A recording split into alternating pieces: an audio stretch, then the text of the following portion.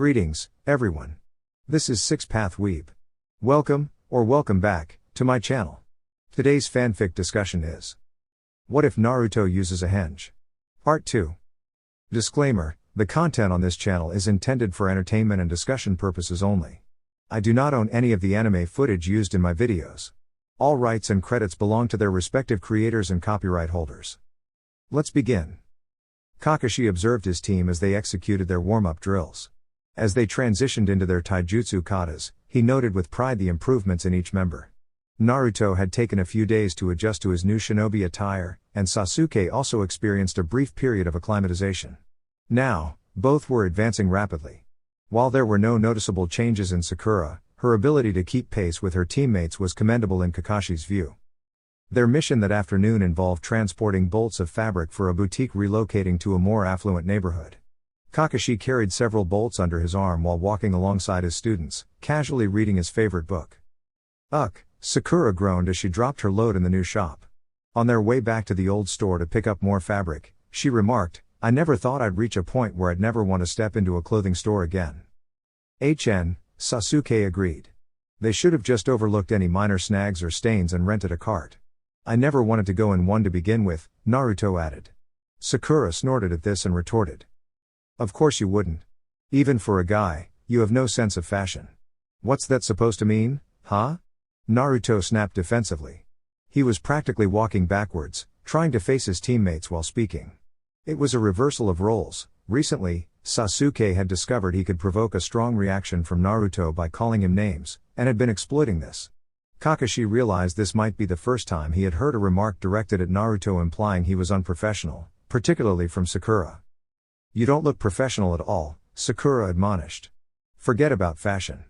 But it's typical for guys like you to ignore what you're wearing.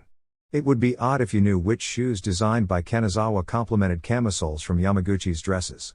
That's more of a girl thing anyway, but you should at least know how to dress professionally. Sasuke-kun and even Kakashi-sensei know how to dress appropriately for work." Kakashi pondered why he was mentioned as an afterthought when he was the one in uniform. "Yeah, well, I'm going to be Hokage someday. I don't have time to worry about trivial things like fashion. Orange is awesome, so as long as it's got orange in it, that's good enough for me." Despite Naruto's declaration, Kakashi noticed his clenched fists and decided it was time to intervene. They were almost back at the old shop, and it wouldn't do for them to be arguing upon arrival. "Ma," he waved his hand nonchalantly to get their attention, "I know plenty of women who couldn't care less about fashion, and several men who spend too much time in front of a mirror. As long as your attire doesn't hinder your movements or slow you down, I don't particularly care what you wear," he smiled encouragingly. His words, however, seemed to fall on deaf ears. Soon, all their arms were laden with silk and cotton once again, and they retraced their steps back to the new location.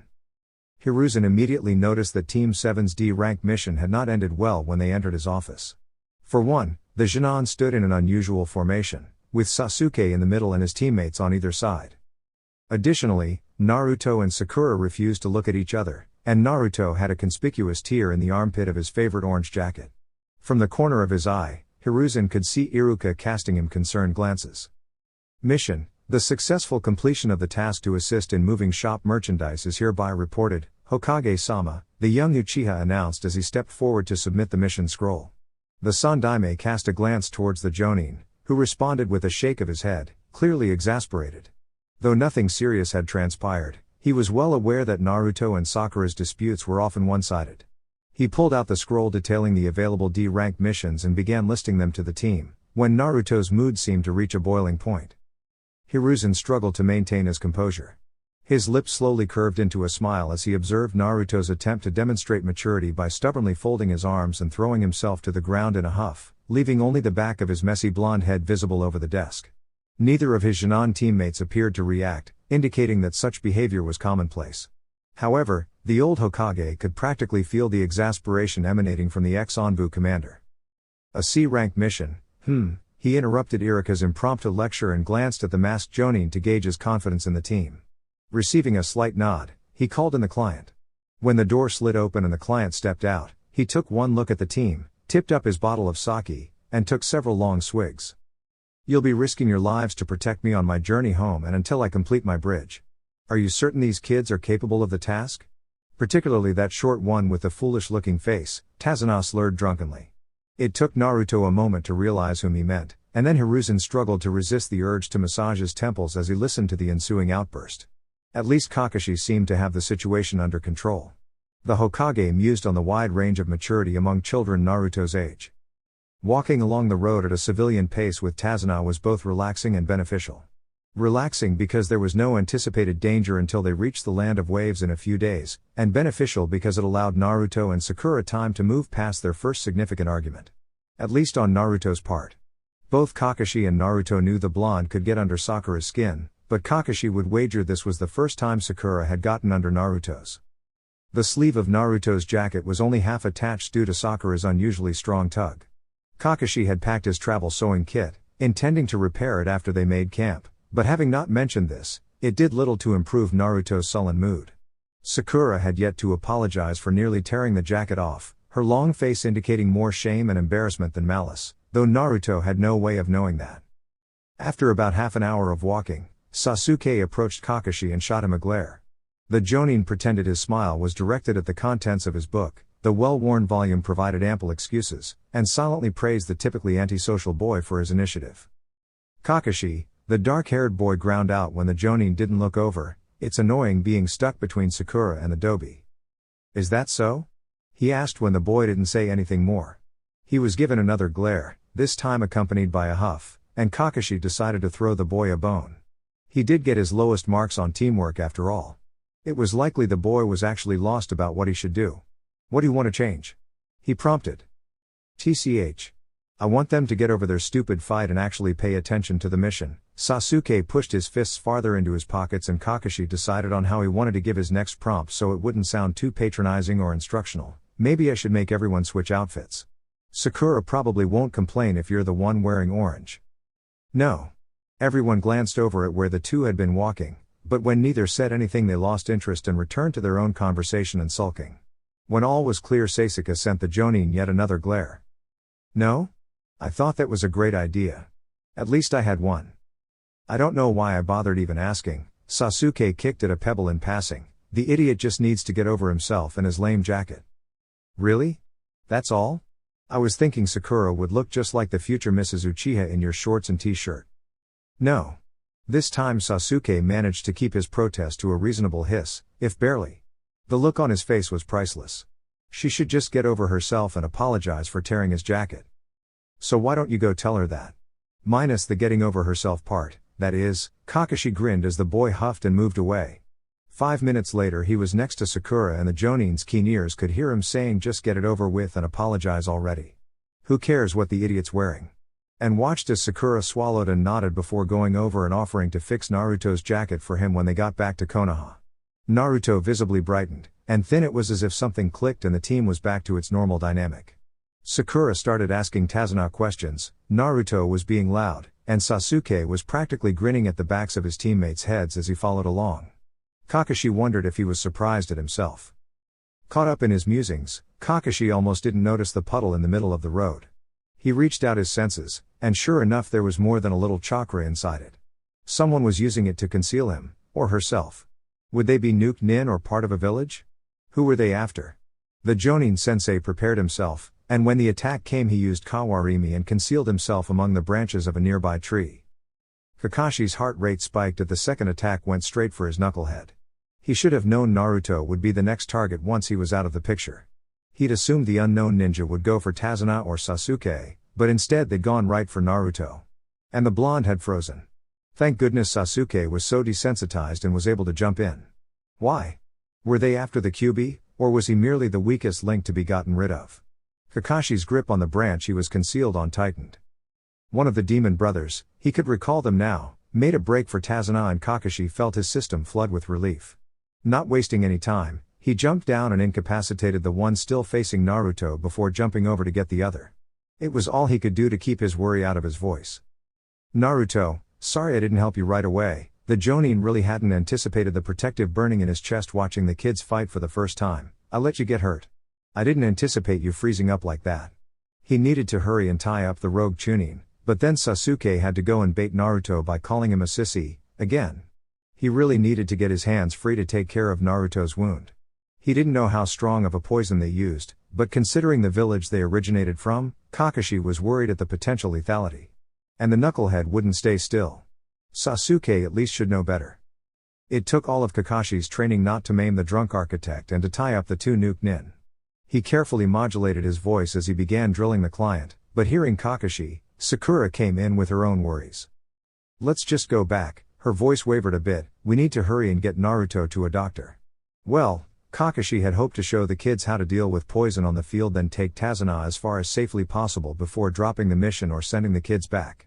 Returning now would be like leaving after getting bucked off by a horse. Sakura would have a hard time getting back on, he could see it in her eyes. If they turned back now she would be unable to move forward. He glanced at Sasuke. He would be fine if they returned now, and he knew Naruto wouldn't let the loss obstruct his goals. It would be best to have an Urayanan check that the poison wouldn't do any lasting damage anyway. He decided to test how Naruto felt about returning. He was Sakura's excuse after all. And of course Naruto would stab himself to bleed the poison out. Really, Kakashi should have seen it coming. He was not, however, prepared to watch the blonde's hand knit itself neatly back together. Was this an effect of housing the Kyuubi? Or could it be something else entirely? Kakashi would have to make a special note of it in his report. He wrapped the hand quickly to conceal the lack of injury, and after weathering a bout or two of melodrama, their journey continued. Kakashi felt much less assured in his decision when the A-ranked missing nin Zabuza made an appearance. With 3 genin and a civilian to protect, his options were severely limited. His primary weapon in this battle would be his reputation, and the reputation of his Sharingan. Still, it was a close thing. In a powerful display of teamwork, leadership, and mastery over the henge, Naruto and Sasuke gave him the opening he needed, and the Jonin pressed his advantage. Right when the battle seemed at its close, Senbone shot out from the trees and into Zabuza's neck. The nuke nin went down, and his ducklings were only moments behind in spotting the masked figure perched on the limb of a nearby tree. The soaked Jonin limped over to his team as he explained the role of the hunter ninja and the lack of significance when it came to an opponent's age.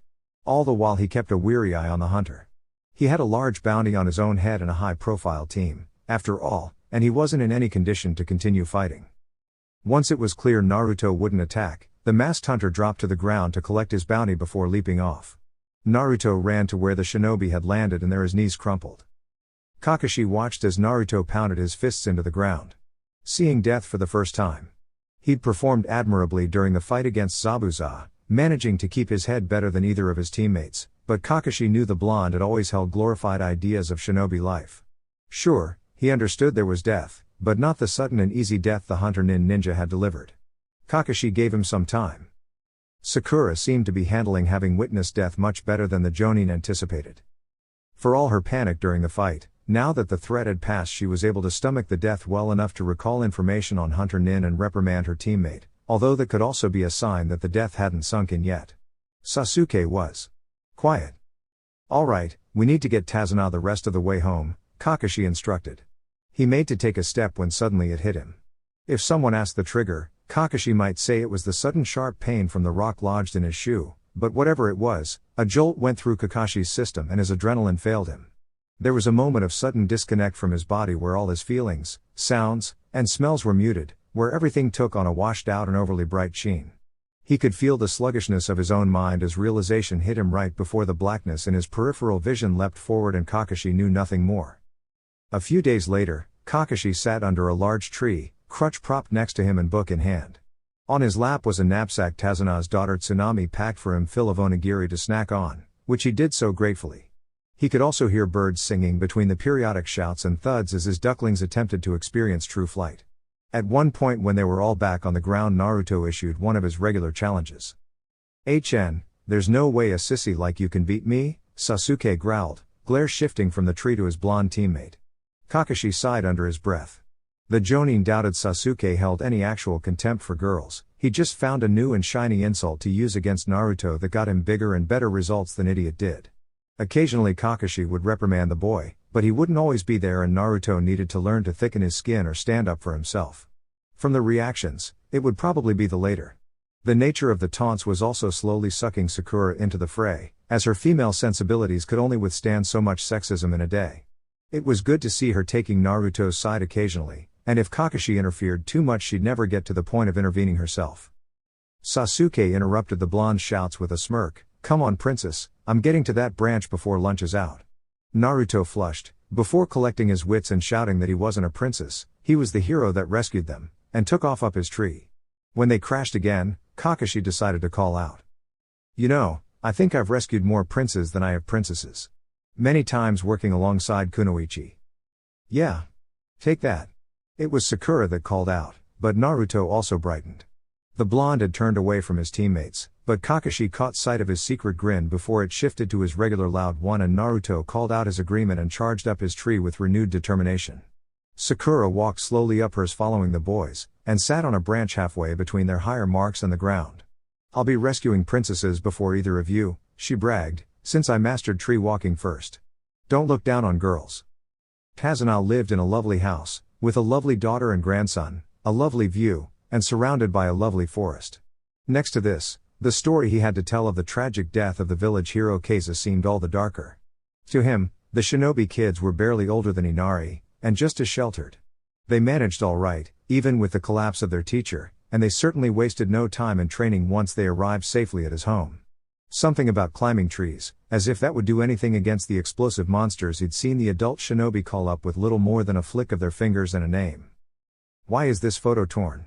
The ninja girl had prompted innocently enough, tapping the torn picture hanging on the wall while the ninja boys finished eating and their teacher lounged in his chair. So Tazuna began his tale, or rather Keisa's tale, as well as he knew it. Parts of it, particularly the beginning, were second-hand, because Inari had fled the room as soon as the girl asked her question and Tsunami chased after him. And saved Inari from drowning. Those two were as close as any blood-related father and son could be, and Inari truly looked up to him. The whole village looked up to him. He lived under the philosophy of protecting those he held dear with his own two arms, and it seemed like there was nothing that man couldn't accomplish. A strong but rugged man who looked every part the hero, and the whole village really did see him as one. Kazuna's eyes turned inwards as he continued his tale, seeing the events play out as he had time and again in his sleep. But then he shook himself and forced a modicum of detachment to his story, looking instead towards his audience. The three young shinobi were all smiling, listening to the feats of bravery Inari's hero had performed, but the older one, Kakashi, remained grave, not having forgotten the absence of the man from the house. Kazuna's words grew darker as he described Gato's arrival in the village and Keisa's defiance. And then he was executed publicly. Since then this town has lost all hope, and Inari has stopped believing in heroes. Kazuna finished his tale. There was a heavy silence, and then the blonde fell out of his chair onto the floor. He slowly pushed himself up on shaky legs. Naruto, the teacher ninja, spoke up. You've built up too much chakra already. You need to rest before you go and train anymore. I'm gonna prove it. The squirt panted, I'm gonna prove that heroes do exist. He was making his way slowly to the door despite his teammates' protests. A pipsqueak like you. What are you hoping to do alone? Kazuna shot out after taking a long swig of his drink. You're just a short, little, scrawny brat. What good will an extra few minutes of training do before you collapse, eh? Leave that fight to your teacher, but the blonde was already out the door. Haku paused with his hand above the blonde's throat, a few centimeters away from ending his life. Cursing himself internally, he gave the younger boy's shoulder a shake. The conversation after that was dodgy, as Haku struggled internally on whether killing the blonde would do more good or harm. On the one hand, killing him would alert the Konoha ninja, and Zabuza-sama wasn't ready for a confrontation. Haku didn't want to admit it, but he also wanted to avoid killing if at all possible. The Jonin would have to be eliminated, but killing a 10-year-old Jonin surely wouldn't have much of an impact on the overall battle. The conversation brought forth memories Haku would rather have not dwelt on, despite his alertness to the situation. The blonde just seemed so young, so innocent. He obviously hadn't seen death before Haku made his move with Zabuza, so when he replied earnestly after only a slight hesitation that he already knew people became truly strong when they had someone precious to protect, Haku was a bit surprised. It was time to make his retreat. He had the herbs he needed and the Konoha Jonin hadn't showed any signs of suspicion, so Haku decided to say one last thing to distract himself from the upcoming battle with the bright kid. By the way, he smiled, imagining the face the animated kid would make. I'm a guy. What? Haku hadn't expected so loud of a reaction. But as he went to walk away, the blonde came in again. Wait. Is your body wrong too? Is that why you look like a girl? Is my body? What? Haku turned back. I mean. The blonde, Naruto, ran his hands through his hair in frustration. I mean, are you a guy, or are you like me? Am I a what? I don't see what you mean. I am a guy. But you're dressed like a girl, see? You even talk like one. Were you supposed to be a girl, then? I. Haku walked over and sat back down next to the blonde. What on earth was he getting at? Please calm down and explain more clearly what it is you're trying to say. It looked like the blonde was choking on something, and then Haku realized it was on his own words. I mean, Naruto's voice dropped down to a hush, as if he were divulging village secrets. Were you born in the wrong body too? No, I don't believe so. Haku tried to keep it from sounding like a question. What in the world? You think that because I dress feminine, I must want to be a girl? Don't you? Why else would you dress and act like one? The blonde's voice returned to normal. Dressing like a girl won't turn me into one, the same way as dressing like a guy won't turn someone into a guy. I just do what is comfortable for me. But then everyone thinks you're a girl? Doesn't that bother you? Naruto scrunched his eyes shut. I don't really mind being misgendered since I present as a female anyway. I don't have any strong feelings on the matter.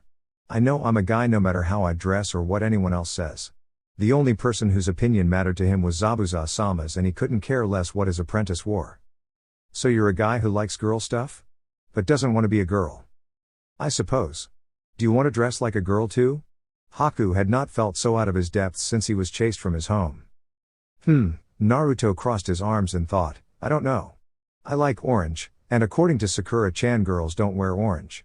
And girl clothes are a lot tighter, aren't they? Then everyone would notice when he seemed to catch himself and stopped with a blush. Gah. Maybe sometimes I do. He decided on. Well then, Haku smiled, why not sometimes give it a try? I have to leave now, but perhaps our paths shall cross again. Until then. Haku rose and turned to walk away, this time without interruption. The thought of their next encounter was sobering, and for the first time, Haku noticed the presence behind one of the trees along the clearing. He'd let his guard down trying to understand the blonde's questions. He glanced out of the corner of his eye as the dark-haired boy stepped out and they passed each other by. One of the others on. He needed to hurry and alert Zabuza. If he'd recognized Haku's voice. They had less time than he'd initially anticipated. Sasuke excused himself to go take a stroll when Naruto didn't show up for breakfast. He was making his way through the forest to the general area he'd seen the Dobi training last when he heard it. What? Wait. Is your body wrong too? Is that why you look like a girl? It was undeniably Naruto, although the questions didn't make any sense. Is my body? What? That voice. Something in that voice made Sasuke hesitate and move behind the trees. He knew it from somewhere, but who could it be this far from Konoha? I mean, are you a guy, or are you like me? Like the Dobi? But Naruto was a guy too. Right? He'd seen it himself in the guy's bathroom at the academy. Sasuke crept closer to listen in. Something about the stranger's voice put him on edge. He could think on the content of the conversation later, but who was the Dobi talking to? He kept listening, filing what they were saying away to examine later, making certain it didn't have anything to do with the mission or the village. Perhaps our paths shall cross again. Until then. Sasuke took this as his cue to step out and begin walking towards the Dobi. It wasn't until they were passing each other and the height and body type became apparent that Sasuke realized. He needed to tell Kakashi, but by the looks of things he had a while before the fake hunter nin would make any move. If he'd wanted to, he'd have already killed the Dobi as well as Sasuke after all. Team. Naruto cut through his thoughts, face flushed. How long have you been there? Dobi. Do you have any idea what time it is? Everyone's already eating. I've been training, and that guy that just left said I'll be super strong. TCH, as if a Dobi like you could have already mastered tree climbing. I'll prove it. Naruto jumped up, and Sasuke didn't stop him from charging up the nearest tree, didn't stop himself from chasing after when he was taunted either. Falling into their usual routine settled the knot in his stomach from listening to the strange conversation that didn't make any sense. Naruto was still Naruto, then. He'd figure out what the blonde was saying later. He and the Dobi were resting in the branches when Sakura and Kakashi found them. When they were all on the ground, he broke the news about the hunter nin. What? Why didn't you say anything, team? Naruto's fists went up like they always did when he was feeling defensive. Do you think he recognized you or Naruto? Sakura cut in. Sasuke felt a twinge of frustration. Of course he recognized us. We've got our Hittite 8 and the same outfits on as before. Sasuke brushed her comment aside. Sasuke's right, he would have realized before approaching Naruto that he was a leaf ninja. What matters here is if he thinks we figured out he was the hunter nin from before or not. Sasuke nodded. Kakashi's voice when he next spoke was grave. We should expect the next attempt on Tasuna's life sooner than anticipated. We'll increase the guard starting today. Let's return to the house. Kakashi wasted no time explaining the situation when they returned to the house. Everyone gathered at the table while Naruto ate a late breakfast. For today, Sakura, Sasuke and I will go with Tazuna to the bridge and Naruto will get his strength back here. You're exhausted from spending the night running up and down trees, I can see it. He cut the blonde off when he began to protest. What about training? Sakura asked, glancing between Naruto and Sasuke. Neither of them have made it all the way to the top yet. Training will have to wait. One more day's worth of training won't do as much good as a day of rest at this point. But what about you, Kakashi-sensei? You're still using the crutch. I'll be alright, Kakashi smiled. If it came to a fight, he was banking on Zabuza not being fully recovered either. Why, not that I'm ungrateful, Tazuna cut in, but when I lied about the mission, why did you not just drop it and go home? There was a brief pause. To see what is right without doing it bespeaks an absence of courage. Like master, like man. It's a teaching from the late Hokage, Kakashi explained. There was a stunned silence, broken only when Inari's sniffles and tears grew in volume. How? How can you say that? No matter how hard you work, or what cool-sounding things you say, you're no match for Gato's men. You're all gonna die. The strong will always beat the weak in the end. Inari pushed out of his chair to shout. The air suddenly became tenser. Telling a ninja going off to battle they were going to die wasn't typically well received. Before Kakashi could cut in, however, Naruto was growling out a response. Shut up. The blonde's voice came out from where it rested on his arms. I'm not like you. You don't know anything. Sticking your nose into our business when you don't know anything. I'm not like you acting all happy without knowing one thing about pain. You're nothing but a shrimpy sissy with cool words. So you're just going to cry all day like the lead in some tragedy? An idiot like you can just cry forever. You crybaby. Naruto was sitting up glaring. Naruto. That's going too far. Sakura reprimanded, but Naruto just shoved out of his seat and turned towards the door. Naruto. Kakashi cut in with no room for disobedience. We could be attacked as early as this afternoon. Go cool off in the bath then get some rest. TCH, but the blonde turned around towards the washroom anyway. I hate baths. After that everyone dispersed to finish getting ready for the day, and Kakashi went to have a talk with Inari. The bridge was tense that morning. Tazuna informed the workers they would be sent home for the day once they broke for lunch, and seeing the 3 shinobi who accompanied him today the workers all carried a feeling of unease with them as they completed their work. Several didn't make it that long and ducked out early. Kakashi could see the worry in his students' eyes as they watched the construction. As if to comfort them, Kakashi lounged against the bridge wall with his eye at half-mast. They didn't need to know he was straining his other senses trying to detect any approaching danger. It was when the fog set in that the screams and cries began. Sakura, and even Sasuke, seemed spooked but had moved with Kakashi to surround Tazuna as soon as they noticed the change. To Kakashi, he knew no one had been killed by the groans and whimpers following each pain shout, and for that the nuke nin had his gratitude. He couldn't tell his Jinan though or Zabuza might change his mind simply to regain the scare factor. By the sound of things, though, it was the apprentice doing most of the work. Before long, their opponents came after Team 7. 4 Mizu Bunshine, under henge to look like Zabuza, but the chakra didn't lie. Sasuke didn't need much prompting to take care of them, and soon the 2 students were fighting. Inari was pretending not to watch Naruto glare out the window when his mom went to get the door.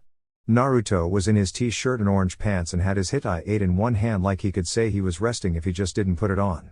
There was a big banging noise, and then his mom was lying on the ground holding her head. Inari heard someone laughing from where the banging noise came. He looked to the window, but Naruto wasn't there anymore. Please, you can take me, just leave Inari out of this. His mom begged. 2 scary-looking men came in with loud steps. The first thing Inari saw was that they didn't take off their shoes, then he saw that they both had swords out and were laughing. Inari knew right then that these were Gato's men, and they were going to hurt his mom and him. He realized quite suddenly that he had to pee really badly. Where was Naruto? He saw his mom yelling at them and begging, then she was yelling at him. She was telling him to run away and Inari really wanted to, but they were going to hurt her, he was sure of it. He was scared, he knew he was scared, 'cause he was weak. And then he was crying. Crybaby. He heard Naruto saying in his head, remembered from the night before. And he was sitting on the porch listening to Kakashi tell him that Naruto was tired of crying. And he was tired of crying. Suddenly Inari's stomach felt hot, really hot, and his face was starting to feel warm too. The two men weren't looking at him, they were looking at his mom, and then Inari's eyes were on the empty clay teacup in front of him, and then without really knowing when or how, that cup was in his hands and the hotness in his stomach was rising up and out, and the cup was flying. The cup hit the man standing closer to Inari on the elbow, and he turned with a mean smile. His mouth was moving, but all Inari could hear was the ocean whooshing in and out of his ears. The man was getting closer to him and someone was yelling. His mom was yelling. And he was yelling. Inari wondered briefly what he was yelling. The man not walking at him was watching, just watching, and then he was falling. Then the man walking at him was turning, falling, thumping, and Naruto was looking down up at Inari from the ceiling and his mom was running over. Sorry I'm late. Naruto was smiling, but the hero always arrives just in time to save the day. Thanks to your distraction I was able to get my weapons and save the prince. Naruto was in his jacket and his hit was on his forehead. He had a ninja knife in his hand, but then he was tying up the two men, and they were making groaning sounds. Hey, Naruto said, I'm sorry for calling you a crybaby, you can just forget I said it. I was wrong about you, you know, you're actually really strong. And Inari's chest was feeling hot now, hot and tight, and he was crying. Darn it. I promised myself I wouldn't cry anymore. Now you'll call me a crybaby again. It's alright to cry when you're happy, Naruto said, and then Inari was crying even more. I'm sorry too, he cried, I'm sorry for calling you weak, and a sissy, and not looking like a hero, and... Not looking like a hero? When do you ever say that? Heroes can look like anything, you know. Not all heroes have super muscly arms like your dad did, you know? Inari thought he was crying, but now he was laughing. You don't look like a hero should at all. If a sissy like you can be a hero, then anyone can. Gah. Whatever. Then Naruto was smiling again like he wasn't mad, well then I'll leave the rest to you. If Gato sent people here, they're going to need me at the bridge, and Inari nodded. You can count on me. It was a contest of speed. Sasuke was able to augment his thanks to his training, but it wouldn't be enough and Kakashi could easily predict the outcome of their fight. If he or Sakura tried to interfere. Sakura, he barked, no matter what happens, maintain your guard on Tazuna. He decided to take the risk and look back at her, no matter what, understand? I promise, I won't let my comrades die. He waited for her shaky nod, before he leapt to the side and sent a barrage of shuriken at the nuke nin. With a concealed grin Kakashi felt rather than saw, the rebel ninja followed after. He cursed his reduced speed, Kakashi really could have used another day to recover, but Zabuza's pace was slower this time around as well. He leapt in with his kunai, and Zabuza parried with the edge of his oversized blade. When the force grew too much for either to maintain they jumped and let the opposition do the work of sending them each back several meters. Again the retired Onbu moved to the side, keeping his eyes trained on the master of silent killing. The rogue Jonin followed after before cutting in on an angle and swiping sideways at Kakashi's spleen. When the leaf ninja dodged he moved farther out. Watching each other carefully they came in near perfect synchronization to an abrupt halt and sped straight at the other. Their blades met to hold them in a standstill, and Kakashi utilized the close proximity to make eye contact and cast a suggestive genjutsu on the missed deserter. He could reinforce it each time they clashed like that, which would now hopefully be every fifth move, and begin layering on more and more. 5 moves later, Kakashi implanted a feeling of worry over the apprentice's fight into Zabuza's head. If he didn't care for the survival of the fake hunter it wouldn't have much of an impact, but going off of Naruto's conversation with the boy earlier that morning, chances were that wouldn't be the case. Kakashi was willing to make the gamble. Sakura wanted to run towards Sasuke and provide whatever aid she could when she saw the strange mirrors reflecting light through the fog. She wanted to, but all it would take for Zabuza to dash over and slit Tazuna-san's throat would be a moment's distraction for Kakashi-sensei. She couldn't let her guard down. Sasuke was a protege and could take care of himself. What she needed to do was stay sharp and make sure nothing happened to Tazuna-san. She took a deep breath. When she focused on her ears Sakura could pinpoint the angle Kakashi-sensei was fighting it through the ringing of colliding blades. Tazuna-san's breath came loud and heavy and dry from behind her, drowning out many other sounds, but Sakura could still clearly hear Sasuke fighting with the fake hunter nin and the occasional groan from one of the workers farther off. Mayhap they were dying, and she was just standing here with a kunai in hand biding her time. Sakura did not like standing still. The workers were too far away and she couldn't tell how many were alive from the low echoing moans. Beneath all of this was the sound of the ocean rumbling below, foreboding and waiting for the world of the bridge to collapse and be swallowed in the sea. When Sakura focused on her nose, she could smell salt and wetness and brine from the ocean and mist. She could smell the bitter residue from wet stone, accentuated by the dust and dirt of construction. She could smell the briskness of purified water like snowmelt coming with the downdraft from Sasuke's fight, perhaps in relation to the strange mirrors. She could smell the sweat from hours of hard labor and fear wafting off Tazuna behind her. She could smell trees, but worst of all, Sakura could smell blood. At first it had just come from the direction of the workers, small bits of it carried on the mist as if intentionally, but now the metallic scent seemed to surround her. She knew, logically, that this couldn't be true, but the more Sakura focused on her sense of smell, the more the scent of blood seemed to permeate the air. She hated this. Sakura decided to switch over to what she could feel.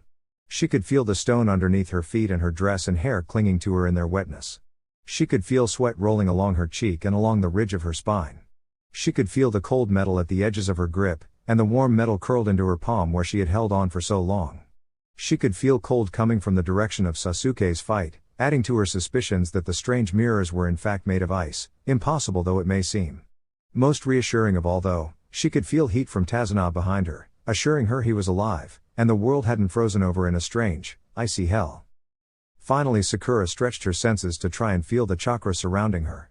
She'd not really understood how to sense chakra before, but now, separated from her team, she futilely imagined she could feel where the others were. That devil voice of reason in the back of her head whispered the futility of the exercise given the cloak of the chakra-infused mist, but still she tried. Perhaps because of this she turned instinctually to the left. She could hear steps, smell sweat carried on a breeze she felt, and running alongside the stone wall of the bridge she could see a small gray silhouette. And suddenly Sakura could sense hope building inside her chest as the figure drew closer and the gray cast of their relief melted into orange as Naruto ran up. Kakashi and Zabuza leapt apart. This time neither of them ran or initiated any jutsu. Both were panting heavily. This had on the surface been mostly a taijutsu battle as they were both still recovering from the stresses their previous encounter placed on their chakra coils. Kakashi could feel blood trickling along his inner arm, the warmth from blood soaking into cloth on his thigh. There were numerous nicks and scrapes smattering his person, and Zabuza was faring no better. Below the surface of the fight, however, wove the layers of Kakashi's suggestive genjutsu. 4 strikes followed by locking blades. Worry for the apprentice. Mercy for the kids. So what happened to that blonde sissy of yours, Kakashi? Chicken out? Zabuza threw out between heavy breaths. Clearly his apprentice had withheld nothing of his encounter if Zabuza knew to probe there. But Kakashi could see how twitchy he'd become, how he forced his eyes not to look towards where the kids were fighting. It would seem the nuke nin was almost at his breaking point with that genjutsu. Kakashi smiled. Naruto? No, he's just resting, but don't worry, Sasuke and Sakura will be more than enough to take care of your little fake hunter. It was a lie. It was only a matter of time before Sasuke was overpowered, but Kakashi hoped he'd slow the fake hunter nin enough for Sakura to take him down. He was worried, but if the laborers were any indication, there was hope Sasuke wouldn't be outright killed. Chances were if Zabuza defeated him he would spare the kids as well. Ha! As if they could beat Haku. But Zabuza was still twitching. But you might want to drop that orange one, Kakashi, heard he's a first-class sissy. Thought he might have some potential after pulling that stunt with the Fuma Shuriken, a clear demonstration of Naruto's mastery of henge, Kakashi thought, but a crossdresser's got no business as a shinobi. Ma, he was very inspired after meeting your student. Kakashi left the statement hanging. It was well concealed, but the comment surprised the missing nin.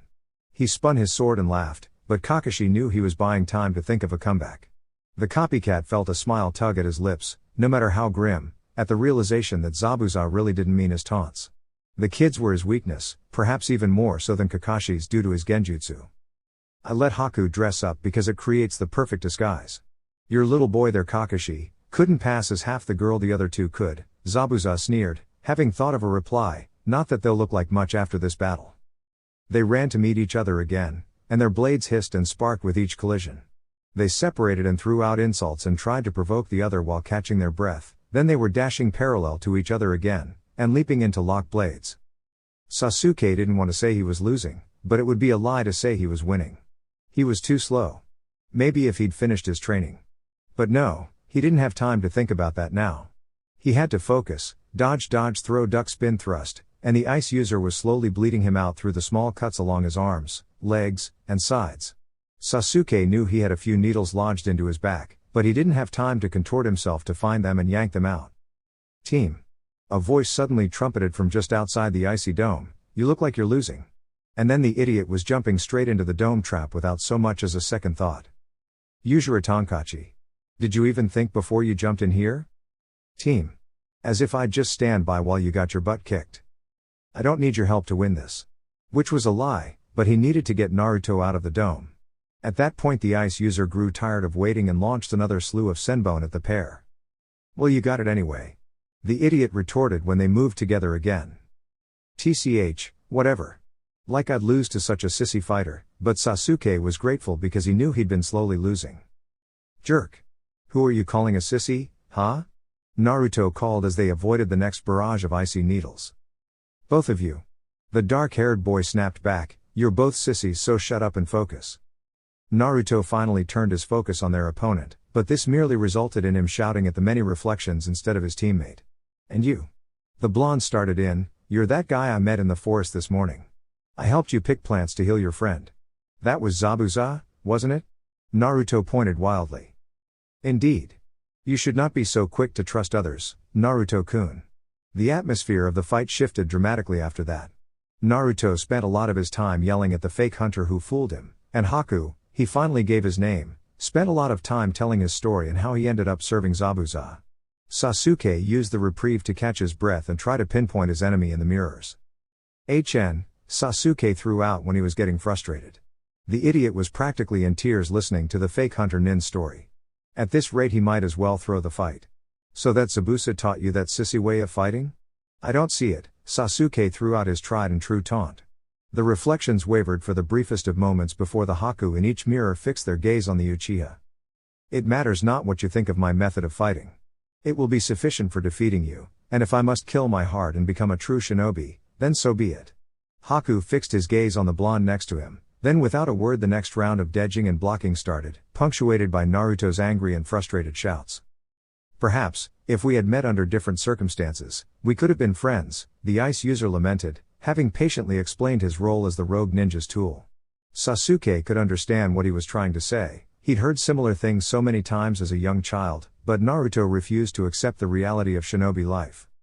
The fight resumed so suddenly Sasuke was nearly taken out then and there. He hadn't been paying close enough attention and missed the trigger. There had to be a trick to the fake's mirrors, some trick. All Sasuke had to go off of was the hunch that it was tied in with his speed, but his eyes weren't fast enough to catch anything. Senbon were flying from all directions, and Naruto wasn't quick enough to dodge, leaving Sasuke to block for him.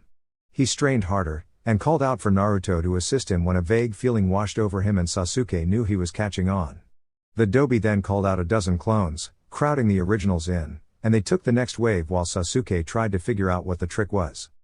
Naruto couldn't create clones fast enough, and it left the two open each time he tried. Another barrage came and Naruto crumbled to the ground. Sasuke felt his chest ignite with some unnamed force. He would later call it his anger, but the anger came after a second barrage of needles launched itself at Sasuke and Naruto shook off the last of the needles embedded in his legs and leapt, not a clone, between him and this latest attack, but it gave Sasuke just enough time to catch a glimpse of the real Haku darting in between mirrors. So it was a game of speed then, was it? Sasuke swept his gaze around, and it hit Sasuke that he could finally see.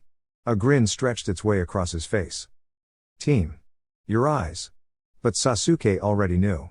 He'd awakened to Sharingan. It was only a matter of timing to take out their opponent. They could win this. He told the blonde to keep using his cage bunshine while he figured out the pattern. But faster eyes didn't mean a faster body, and he wasn't fast enough to land the hit. The euphoria of awakening his eyes was overtaken by a cold realization. His training. Neither he nor Naruto were faring well, breaths coming harsh and heads pounding, and when the next barrage came, larger than any of the previous attacks, it was all the Uchiha could do to push his teammate to the ground and take the blows himself. "Sasuke. Why?" "Hey, don't know, my body just moved on its own." Sasuke could feel the ground under him rocking from side to side. "Never thought I'd be done in by a handful of sewing needles." Then blackness fell across his sight and he was weightless for a moment until cold stone pressed comforting against him and he released himself to the cooling embrace. He and Zabuza were running parallel when Kakashi felt it, the unmistakable chakra of the Kyuubi. When did Naruto get here, and what had triggered the release? Had the seal broken? No, there wasn't enough chakra for the fourth seal to have been released, it was just a portion of the Bijuu's chakra, but that was more than enough to put both the Jonin on high alert. He needed to finish this quickly. Kakashi turned again to his opponent, but the Nuke Nin's attention was where the malevolent energy was coming from. What is that chakra? The Mist Deserter's voice carried on his exhale, a Jinchuriki. One of your kids is a Jinchuriki? Zabuza dashed for the apprentices, dropping all pretenses of fighting Kakashi. No. Kakashi's eye widened, the genjutsu I cast? It must have been the final straw tipping the balance in Zabuza's decision. Kakashi dashed after him, but his exhaustion slowed his steps. He wouldn't make it. Swiping some blood from the cut on his arm, Kakashi pulled out a scroll and summoned his dogs. Get Zabuza. He barked his order, and the canine posy darted out in front of him, overtaking the Nuke Nin just within sight of the Jinan. Kakashi could hear Bull and his other dogs crunching down. Kakashi knew from experience the rogue's shoulder was crushed, sword arm dislocated, and legs broken under his summon's teeth. He went through the hand seals slowly and his hand was cased in a light sheen of crackling, chirping lighting. It was vastly underpowered, but for now it would have to be enough. Kakashi charged, thrusting his arm forwards at Zabuza, when a mirror, ice, appeared and the apprentice stepped out. It was too late for Kakashi to withdraw the blow, he had too much momentum, but the apprentice seemed to be in better shape than he'd hopped and attempted to redirect the attack. He was partially successful, as Kakashi's arm buried itself deep into the kid's shoulder, but that was enough and the brown-haired boy crumpled to the ground. Haku. Kakashi heard the Nuke Nin do only to the close proximity, good job, Haku, you've served your purpose. He clearly meant the last part as a compliment to reassure the boy he'd done all he could have, but suddenly Naruto was yelling and guilting the Nuke Nin until he growled for silence. Kakashi realized Naruto thought Haku was dead. Well, with the wound Kakashi gave him, he was as good as. Even if he survived he'd never regain use of his left arm. The fog cleared as Zabuza released his hold on the technique, there was no point. The outcome of the fight was undeniable. Kakashi in turn adjusted his headband back over his Sharingan eye. That was when Gato showed up. Later, when Kakashi would sit down to write his report he would have no way to describe what happened. Naruto convinced Zabuza to take out Gato and the goons he brought to do his bidding. How dare you? The blonde had shouted, he looked up to you. All he wanted was for someone to care about him and you just toss him away like some piece of trash? He was silenced by a look from the Nuke Nin, but then Zabuza turned towards the Jonin. Toss me your kunai, the Niku Nin growled at Kakashi, I'll show that piece of dirt what happens to those who cross Momoiki Zabuza. Arms limp and kunai crunched between his teeth, the Mist Deserter cut through swathes of mercenaries until the blade lodged itself into Gato's throat. As he watched, Kakashi felt an unbelievably strong desire to draw his Jinan into his arms and turn their heads into his chest. There could be no doubt those who fell to Zabuza's blade would not rise. Kakashi wanted to shelter his kids from the scene, from the blood, gore, and death, but they weren't kids, were they? They were soldiers, his soldiers, and they must learn as he did not to turn from death. With a final gurgling spasm one of the wealthiest and influential men of the elemental nations left the earth. Zabuza wouldn't make it out. Kakashi could see that Zabuza was too far in the mob of thugs and hired swords, and now that his opposing mission was rendered moot the silver-haired Jonin decided to jump in, but Naruto beat him to the punch. He created nearly 50 shadow clones, and Kakashi added to that with his own regular illusionary clones for fright. Then the villagers showed up with Inari at the helm, and Kakashi didn't have it in him to be surprised. The now unemployed mercenaries fled, and Zabuza made his way towards where Haku was spread prone across the bridge. What happened next Kakashi should have been able to predict. One of the villagers, or one of the mercenaries, he didn't check, launched an arrow at Zabuza and it pierced him through the heart. The Nuke Nin collapsed beside his apprentice. Despite the ongoing ruckus on the island, the occupants of the bridge fell still and quiet. Zabuza stopped moving after a few shuddering breaths. Is he dead? Naruto's voice fell flat. Kakashi slowly approached the pair and rested 2 fingers across Zabuza's throat. It was cold as ice. No, Kakashi corrected himself, it is ice. He briefly uncovered his Sharingan eye and trained it on the Nuke Nin. A clone. But when? He looked at the arrow. It was regular wood, a mercenary or villager must have launched it, but Kakashi could see ice creeping up the shaft, meaning, Kakashi looked to the fallen Haku and saw the same. It must have been when everyone was facing the mercenaries that the boy created a clone and replaced himself, but with only one arm, only one hand, jutsu should have been impossible.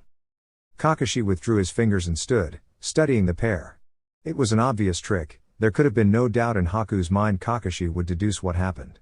But given the blood loss and pain the wound to his shoulder incurred, the ice user may not have been thinking straight. Kakashi-sensei? He heard Sakura's wavering voice. The ex-Onbu allowed himself a moment to decide. They fought honorably, he turned to his kids. They may have only met on friendly terms once, but Naruto had felt for the boy. It was cruel of Kakashi, but he wanted Naruto to experience that painful loss which accompanied the death of a friend before he lost someone truly close, like Kakashi had. He needed Naruto to understand that morals weren't black and white, and that the enemy wasn't always evil. Those lessons couldn't be learned without the trauma of loss or if there was hope of conversion. It was when Kakashi turned to study each of his students that he noticed, Sasuke wasn't there. Where is Sasuke? Naruto turned to look at his form, as still on the ground as the frozen clones. Sakura ran to him while Naruto started speaking to Kakashi. It was all my fault 'cause I wasn't fast enough. He pushed me out of the way and took the blows for me. Naruto's eyes watered. Kakashi felt a pang in his heart and took a stumbling step to where the dark-haired but lay. It couldn't be true. It wasn't. There, Sasuke moved. And suddenly Kakashi's senses returned and he knew he was seeing the boy's chakra, and Naruto was cheering, and Sakura crying, and stoic Sasuke sitting dazed between them. This was a good day, the Jonin decided, a very good day. They had a feast that night. Most of the villagers were out celebrating, but for the shinobi and Tazana's family that day held enough excitement without them adding to it. It was enough to all sit together knowing they were alive and eat Sanami's homely cooking. Sasuke was recovering from being turned into a pincushion, and Kakashi wasn't feeling too much better than that himself. Naruto was slightly rugged from using the Kyuubi's chakra. Sakura was in the best shape of all the members of Team 7.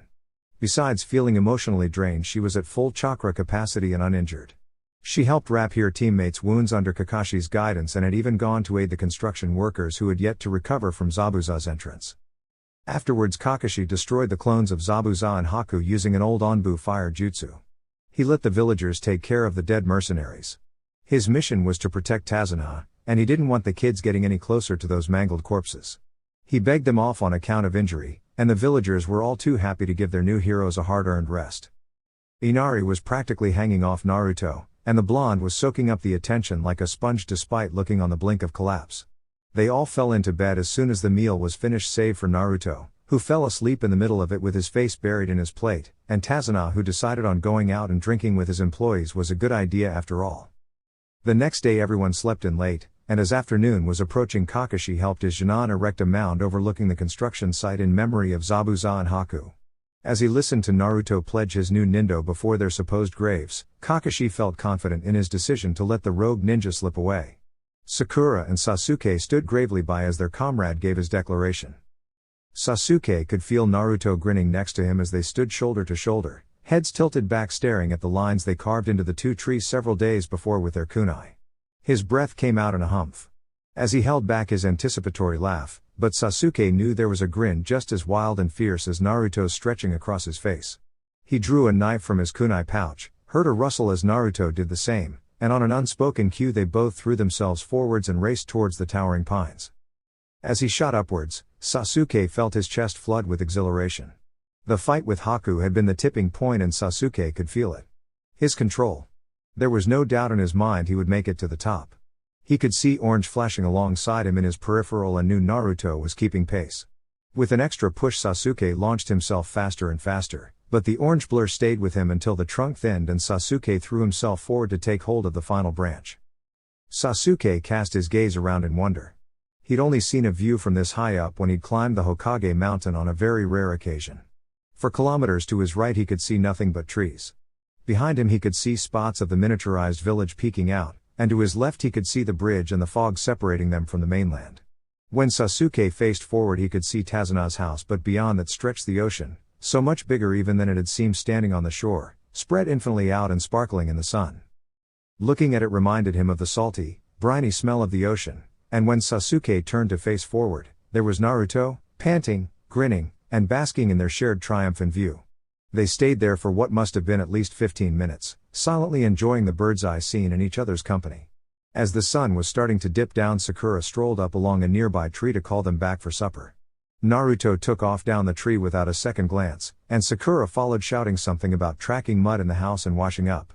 Sasuke let himself smile as he leapt down after them. Kakashi lounged against the stone edge of the bridge as he watched Naruto pass by on his fifth lap around the structure. The blonde was doing a decent job avoiding the construction workers, but for the life of him Kakashi couldn't deduce the cause for Naruto's sudden drive for increased stamina. He and Sasuke just mastered tree climbing last night, so what could he possibly have come up with between dinner and breakfast? Kakashi was still injured and it was too early in the day for intuitive thought, so as the blonde passed by on his next lap he decided to call out. "Oi Naruto!" All three of his ducklings looked over at the sound of their Jonin leader's voice. "Not that what you are doing isn't great and all, but why are you running circles around the bridge?" The blonde stopped to look at his team sprawled across boxes and unused support beams. If Kakashi had anticipated a light-hearted grin and a declaration of future Hokage-ness, he was sorely mistaken. Naruto's face fell and he walked closer so as to avoid shouting his reply. "You know when we were fighting Haku?" Naruto's face was covered by the drawn-out morning shadows. "I thought he'd really killed Sasuke there. And it was all my fault because I was too slow and he had to push me out of the way and ended up getting really hurt because of it." Naruto looked up, and there was that familiar glint to his eye reflecting a steel determination. "So I'm gonna get faster so that it never happens again." The blonde grinned and pumped his fist into the air, but as he was turning to continue the self-imposed training, Kakashi's conscience won the war in his mind. It really was a good thing for Naruto to be running laps, but running long distances is great for your stamina, Naruto, but it trains your slow twitch muscles, not the fast twitch muscles that improve reflexes. "What? Why didn't you tell me earlier, huh? Gah. All that time I spent running laps and it doesn't Kakashi let out a heavy sigh. Instead of trying to get another word in that jabbering mess, maybe he'd just wait for Naruto to run out of steam before giving tips for reflex training. "TCH, Dobi. I don't see what you're freaking out over. I told you there was no way I'd be defeated by a sissy fighter." Naruto froze. "Take that back." "What?" Kakashi could see Sasuke smirking. He was going to try and rile Naruto up again the best way he knew how, but hadn't developed the social awareness needed to see the line he was about to cross. "That's why they say children are the cruelest of all," Kakashi mused as Sasuke foolishly continued. "That Haku guy really was a sissy, and Zabuza was the one who trained him, right? I can't really picture a hard hitter like Zabuza training that sissy to dance around and throw needles." "Shut up." Naruto lunged forward and grabbed Sasuke by the collar of his shirt. The dark-haired boy just grinned widely at the intensity of emotion he was able to invoke in his teammate. "There's nothing wrong with the way Haku fought. He could have killed you. He could have killed you, and me, and Sakura, and who cares how he fought if you're dead, huh? The only reason he's dead and not you is 'cause he was a good guy. You owed him your life. Don't you ever call Haku sissy." Naruto was shaking Sasuke, and the Uchiha was no longer smirking. Sasuke had finally noticed that he'd crossed a line and was looking more lost than anything. If Kakashi let things continue however, they boy would probably just grow angry himself and lash out without understanding why Naruto was so upset. Kakashi rose to physically separate the two, but as soon as his fingers brushed up against Naruto's fist, the blonde threw his teammate back and stormed off down the bridge. Kakashi withdrew from the dark-eyed boy, watching to see what would emerge from Sakura's frozen figure. That. Naruto's right, you know. She stared at her feet, unmoving. "You really went too far that time, Sasuke-kun. You should know better than anyone not to insult the dead. That wasn't like you at all." Her head flung up, watery eyes searching her teammates for remorse. "And you're always going on and on about things being girly, and Naruto being a sissy, but that doesn't make a difference in real life. I beat you. I beat you in mastering tree climbing and that fake hunter nin beat you in a fight. Quit pretending like you're so much better just because you think you're so macho." A loud clap accented her final words, and Sasuke, Kakashi and Sakura's world slowed to untraceable levels as 5 pink lines slowly darkened across Sasuke's cheek connecting to a large, pink welt forming along his jaw. Slowly, Sakura turned her extended arm to stare at her hand in disbelief. Kakashi only vaguely remembered her moving from her position to Sasuke's side. They boy blinked. "I'm going to train." Sasuke shoved his hands into his pockets and made his way towards shore. Sasuke released the chakra he'd been channeling towards his eyes, punching the nearest tree in frustration. First Naruto freaked out on him, then Sakura, prissy Sakura slapped him, and now he couldn't even get his stupid Sharingan to work. He punched the tree again. He could easily admit he shouldn't have insulted a dead person. He felt bad about that, and would probably do something to make it up to the Dobi later. What he didn't get was why Sakura hit him for saying sissy. It was just one of those things people said when someone was being a wimp. He didn't get why it upset Naruto even more than being called dobi, because they might have been the same word as far as the intent behind saying them was concerned. Sakura always called Naruto an idiot, so what was so wrong with Sasuke calling Naruto a sissy? Are you a guy, or are you like me? Naruto's voice echoed in his mind, were you born in the wrong body too? And after Haku's question, sometimes I do. Want to dress like a girl. Nothing Naruto said made any sense. Kakashi found Sasuke staring blankly at a tree. His eye immediately picked up the raw skin on the boy's knuckles, accentuated as they were by the tightly clenched fists. You know, Naruto makes the funniest faces when you ruffle his hair? Sasuke jumped and spun at the sound of his voice. I've never seen the expression replicated outside the condition of ruffling his hair. TCH, like I care what faces the dobi makes, Sasuke attempted for nonchalance, but with a hand-shaped bruise swelling up his face it didn't quite carry over. Oh, you don't, do you? Then why bother insulting him? Why not ignore him like you do Sakura? It's amazing how much control a single word gives you over someone, isn't it? Kakashi drawled, but he was staring the boy down. What are you trying to say? Itachi. Sasuke froze. Kakashi observed as his eyes darkened and his fists trembled from the force exerted in clenching them. When he spoke his voice was barely contained and his eyes were wild. Don't you ever say that man's name in front of me again. I'll kill him. I'll kill him, eh? Naruto. What? We were talking about Naruto? Your blonde teammate? Fond of ramen and the color orange? Kakashi waved his hand floppily in front of him. I know who he is. Sasuke. How would you feel if from today forward I called you little brother? The Jonin switched topics. When Sasuke started growling he continued, you'd hate it. And probably me for calling you by it. I think Naruto feels the same way about being called a sissy. Sasuke's eyes widened, before closing off. It's not the same. How is it different?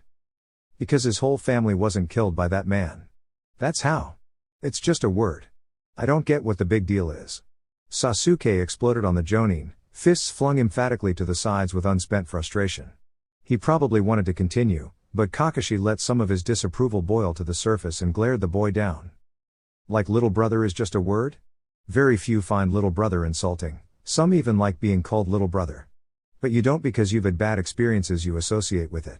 What makes you think other people are any different, Sasuke was still and eventually his eyes dropped away from Kakashi's. The Jonin let up on the pressure he was exerting. The fake hunter Nin, Haku, I lied when I said I didn't overhear his conversation with the dude Naruto. It wasn't something that would impact the mission, he added quickly, anticipating Kakashi's ire, but I still can't make sense of it. Do you remember what they said? If it hinted at what happened to the rogue ninja he'd have to report it. Any future destinations, goals, plans? Naruto said he was born in the wrong body and that he's not a guy. What the heck is that supposed to mean? And Naruto is a guy.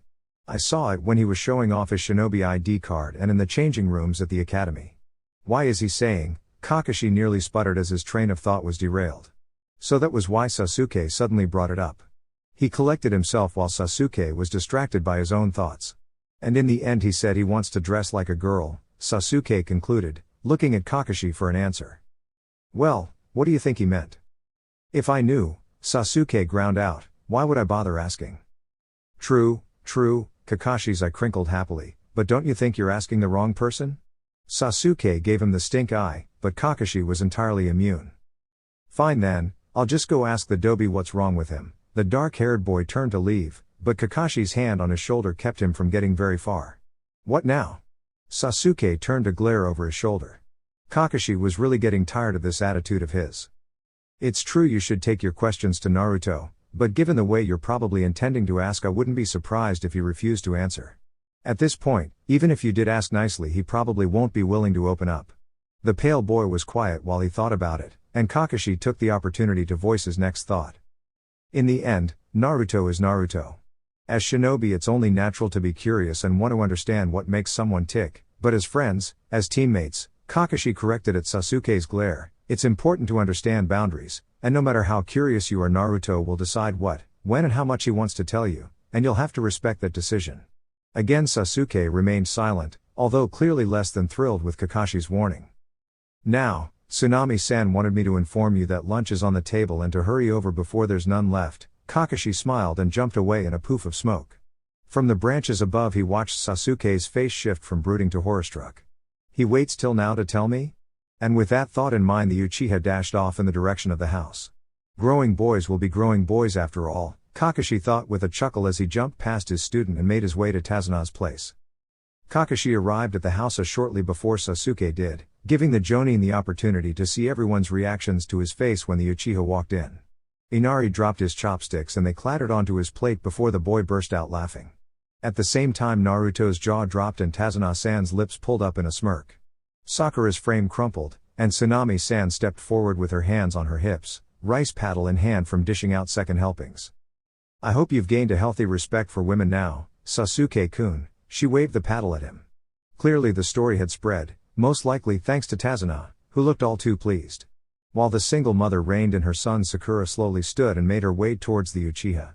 Fidgeting and still withdrawn into herself, Sakura slowly dragged her eyes up from the floor. Sasuke-kun? I just wanted to apologize for hitting you earlier.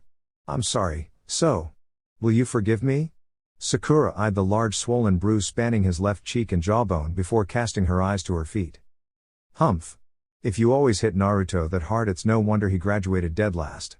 But a wonder he's not always covered in black and blue lumps, Kakashi's mental commentary supplied, must be the Kyuubi's influence. For her part, Sakura looked devastated. Apparently she'd missed the sarcasm. It was as close to an apology or acknowledgement that she'd likely get from Sasuke at the moment, and the boy turned to find an open spot at the table. When it became clear that the only available seats were Sakura's vacated one, which she returned to sullenly as he watched, and the one next to Naruto, Sasuke slouched towards his blonde teammate. Kakashi watched from his own seat as Naruto got a few angry digs in and the Uchiha bit his tongue. When the blonde took a vicious bite of food Sasuke used the opportunity to make amends. Haku may not have been a hard hitter, but he was skilled. You better pick up your own training Dobi, because there's no way I'll let myself get taken out like that a second time. Naruto's eyes widened before a grin split his face. I'm gonna become strong so next time it'll be me saving you team, you know. After that Kakashi felt like the atmosphere has significantly lightened, or maybe it was simply his mood. The team could have returned to Konoha at any given time since the threat to Tazuna-san's life had been eliminated, but each of his ducklings agreed they wanted to stay until it was completed, even when all their injuries had recovered. Kakashi was finally able to get his 2 cents in on reflex training and had seen some mild improvement in his ducklings. He was starting to think he should focus more on teaching them evasive measures than new kata until they reached a satisfactory level. After all that had happened on this defunct C-rank, the Jonin would readily admit he was feeling rather protective of his ducklings. Not that a repeat of the current mission was likely in the near future, but given the hotheads he was supposed to control, Kakashi wouldn't be surprised if they picked a fight with an opponent they couldn't soon defeat. He'd exclude Sakura from that, but if the silver-haired Jonin was honest, her fuse was just as short as either boy's. Only lately Sasuke had been a bit quieter, keeping a watchful eye on Naruto. It made the blonde's fuse a bit shorter in turn, but at least the Uchiha was letting up a bit on the sissy comments. Princess was still in use, however. Kakashi turned another page in his book as he hummed in thought. He could debate with himself all day, but then he couldn't enjoy watching his ducklings train. With a smile he increased the downward pressure on his feet and received 2 grunts in reply. Slowly the 2 boys pushed themselves back up into plank position before lowering again. Faster, Kakashi grinned from his seat atop the stone rail of the bridge. Beside them Pakun bobbed up and down from atop Sakura's back looking entirely disinterested in the day's proceedings. A few workers smiled as they passed by and Kakashi turned another page in his book. When they reached the target number of push-ups Kakashi lifted his feet and let the boys collapse. They were too out of breath to even bother complaining. Another reason for the Jonin to enjoy intense training sessions. Pakun ambled over for a treat, and once it was eaten the Ninken returned to his perch atop Sakura's back. Turning another page in his book, Kakashi dropped his feet onto the boys' backs and with a command again. They were back to pitching themselves off the ground. After his ducklings finished a 3rd rep Tazuna meandered over to the sweaty Jinan and their lazy instructor. We're going to push an hour or so overtime tonight, and have the bridge officially completed. The old drunk grinned, talked about finishing up tomorrow, but the guys all want to go celebrate. You're welcome to join if you'd like, he added for Kakashi. The Jonin smiled politely, but waved the invitation off with a simple I'll pass, but of course Naruto was quick to jump in with an I'll be there. Thankfully Sakura took care of that lecture for him. Do you hear that team? Kakashi grinned behind his mask once the bridge builder had left. "We have an extra hour to train." He received a chorus of groans in response and nodded his head happily. We'll work on stamina while they finish up. See how many laps of the bridge you can do in an hour." Kakashi slept well that night, and his ducklings slept like the dead. He made sure to cool them down thoroughly and stretch them out to minimize soreness, but chances were they'd still be feeling it tomorrow. Distantly, Kakashi could hear loud partying from the construction workers carried over the wind. The next morning, a small party suspiciously absent of the more enthusiastic celebrants sent Team 7 off on their return to Konoha. Naruto bid Inari a tearful farewell, and they were on the road. Stubborn as always, the blonde refused to look back, and neither of his teammates had connected enough with the locals to turn and wave, but Kakashi took a moment to glance behind. He was always glancing behind, at the monolith he'd guarded over the past few weeks. Absently, he wondered what name Tazuna would give it. Sakura was first to the bridge, as always. With a sigh, she settled down to wait for the rest of her team to arrive. She was dead tired, but being early was a habit drilled into her as deeply as brushing her hair in the morning. Some families were just like that, she supposed. It was a few minutes later when Naruto came trotting down the path, just before the official meeting time at 7. She could already see from the bridge that the smaller boy had his Hitai 8 around his neck instead of his forehead, so she leaned forward and squinted, hoping to get a better look at why. For a moment she thought he was bleeding, but then when he was closer she realized it was makeup. "Morning, Sakura-chan," Naruto called as he trotted up. Once he was in front of her, Sakura took a moment to study the makeup. Red around the eyes and branching out across the forehead, just like when they took their team picture. Sakura realized she was staring when Naruto chuckled weakly and rubbed the back of his head, face flushed. He opened his mouth to say something, but Sakura was already speaking. "That's the makeup I helped you with for our team photo. Why are you wearing makeup?" "It's war paint," the orange-wearing boy protested before quickly deflating, his cheeks turning bright red. He mumbled something, but all Sakura caught was Haku. That was the name of the fake hunter nun, wasn't it? The one Naruto met in the woods. "You really liked Haku, huh, Naruto?" She didn't get how the blonde could become so attached after meeting the older boy just once, but then Naruto's ears and neck turned red too. It couldn't be. No way. Hadn't Naruto liked girls? Haku was a guy. Why, yeah. Naruto looked down, losing his blush somewhat, and Sakura felt her eyes widen. In the end, he even said if we met under different circumstances we could have been friends, and Haku was really pretty and strong at the same time. And then when I was getting ready this morning I just kinda saw the paint sitting there and, well, he trailed off, and Sakura felt her eyes misting over. And then he'd remembered pretty and strong Haku who could have been his friend under different circumstances. It was just too tragic. Sakura launched herself at him with a squeal. She didn't even notice when Sasuke arrived precisely at 7. Kakashi slowly blinked as the sunlight cleared the topmost leaves of the trees lining the training field and chased away the last of dawn's gray. He should probably go meet with his ducklings right about now. Giving his body a quick stretch, he pulled out Icha. Hopefully he could get through a few pages before he started working the kids, and by the time he arrived his muscles would be significantly cooled down. Idly he wondered what they would do if he ever showed up on time. Best not.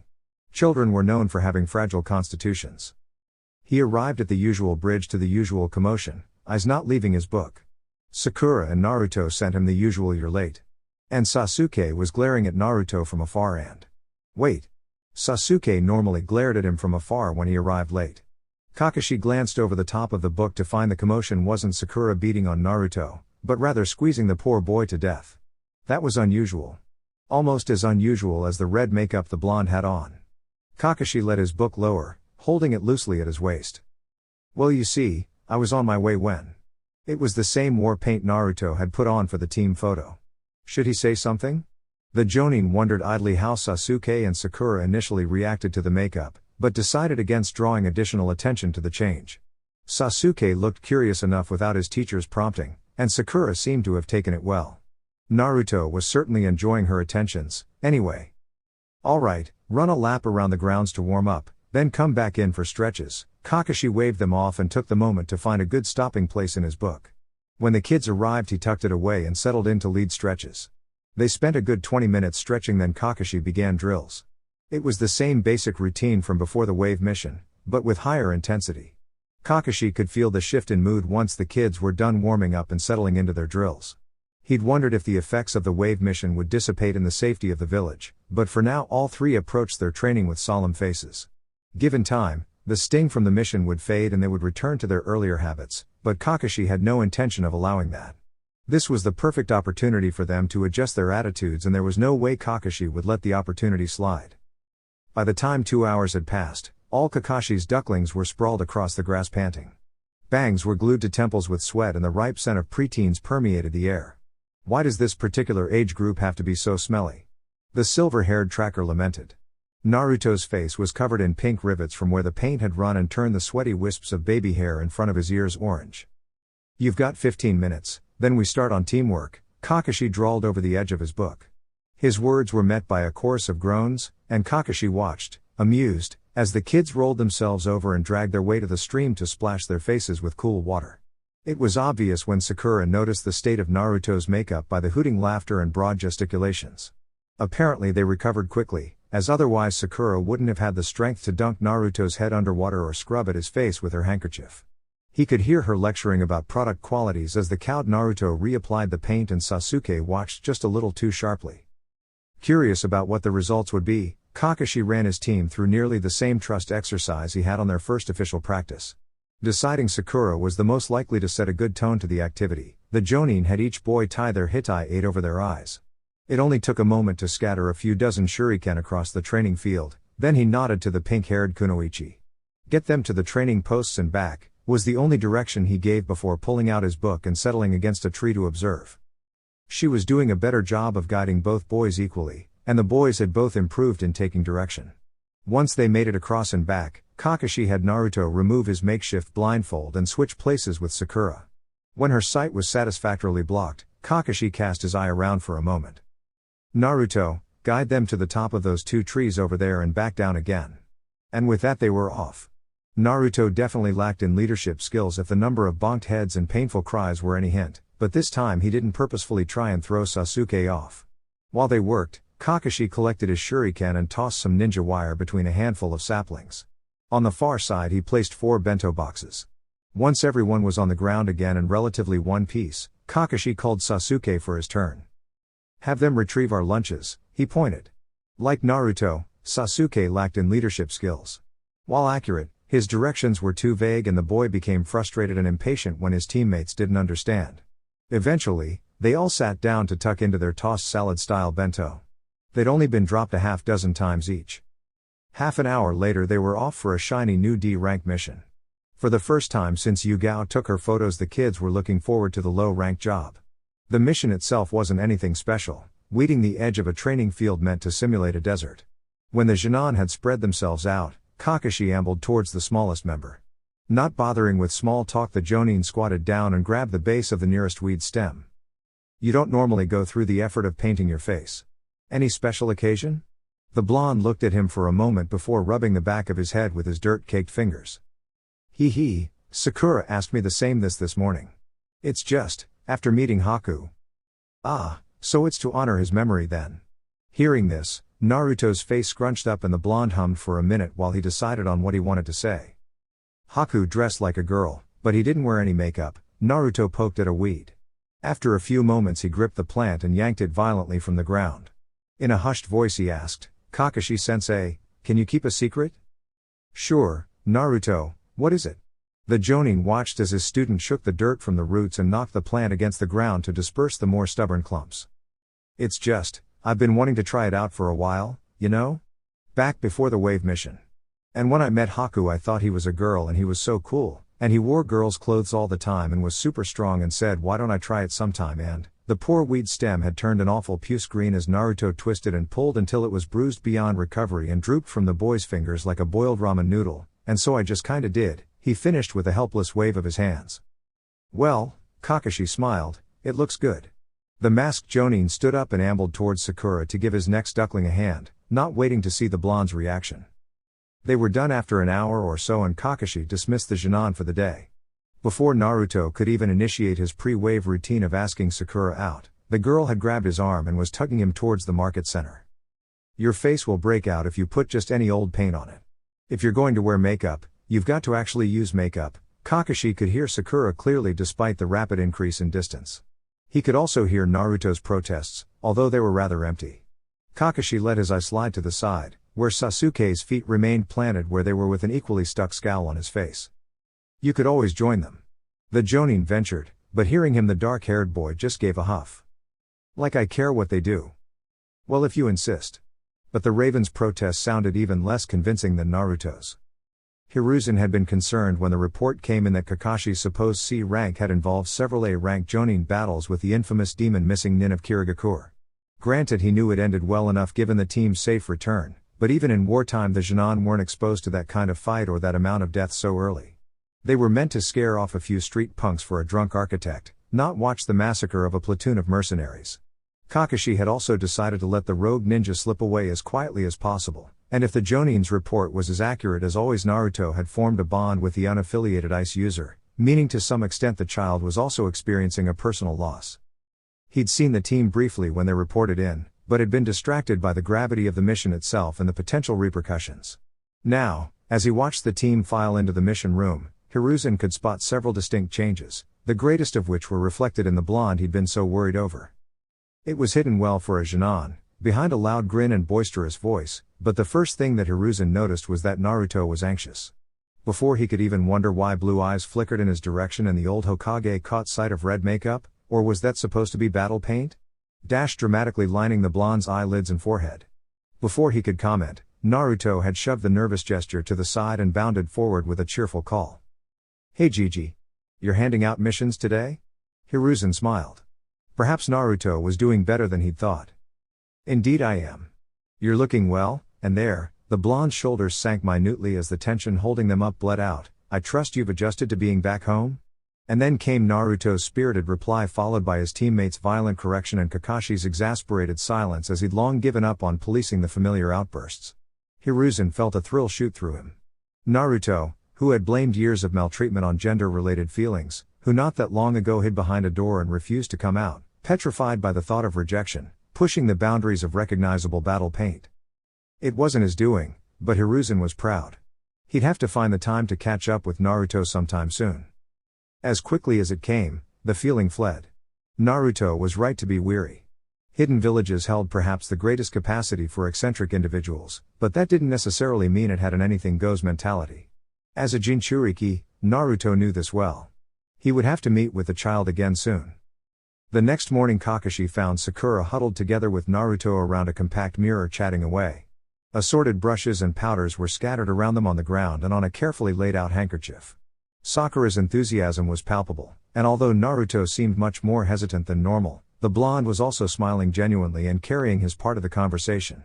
Sasuke was seated apart from his teammates, showing them his back rather than the scowl on his face. Kakashi worked the Genin to the brink of collapse, only to grant them a short break before switching to focus on teamwork. Despite the amount of sweat pouring off each of them, there was no running makeup.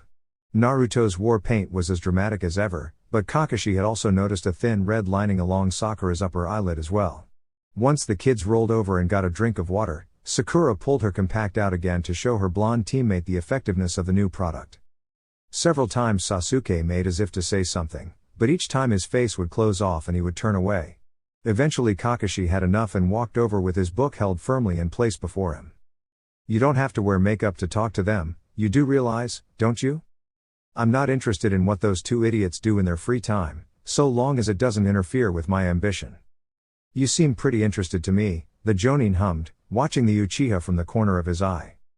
It's a passing curiosity. Sasuke crossed his arms defensively over his chest. There's no reason for me to care. The mission they took that afternoon wasn't strenuous, but it lasted well past dinner. The customer, a shot-handed restaurant owner, fed them each a late dinner. Then the Jonin let the ducklings drag themselves back home for a shower and sleep. Even Kakashi was weary after a double shift waiting tables.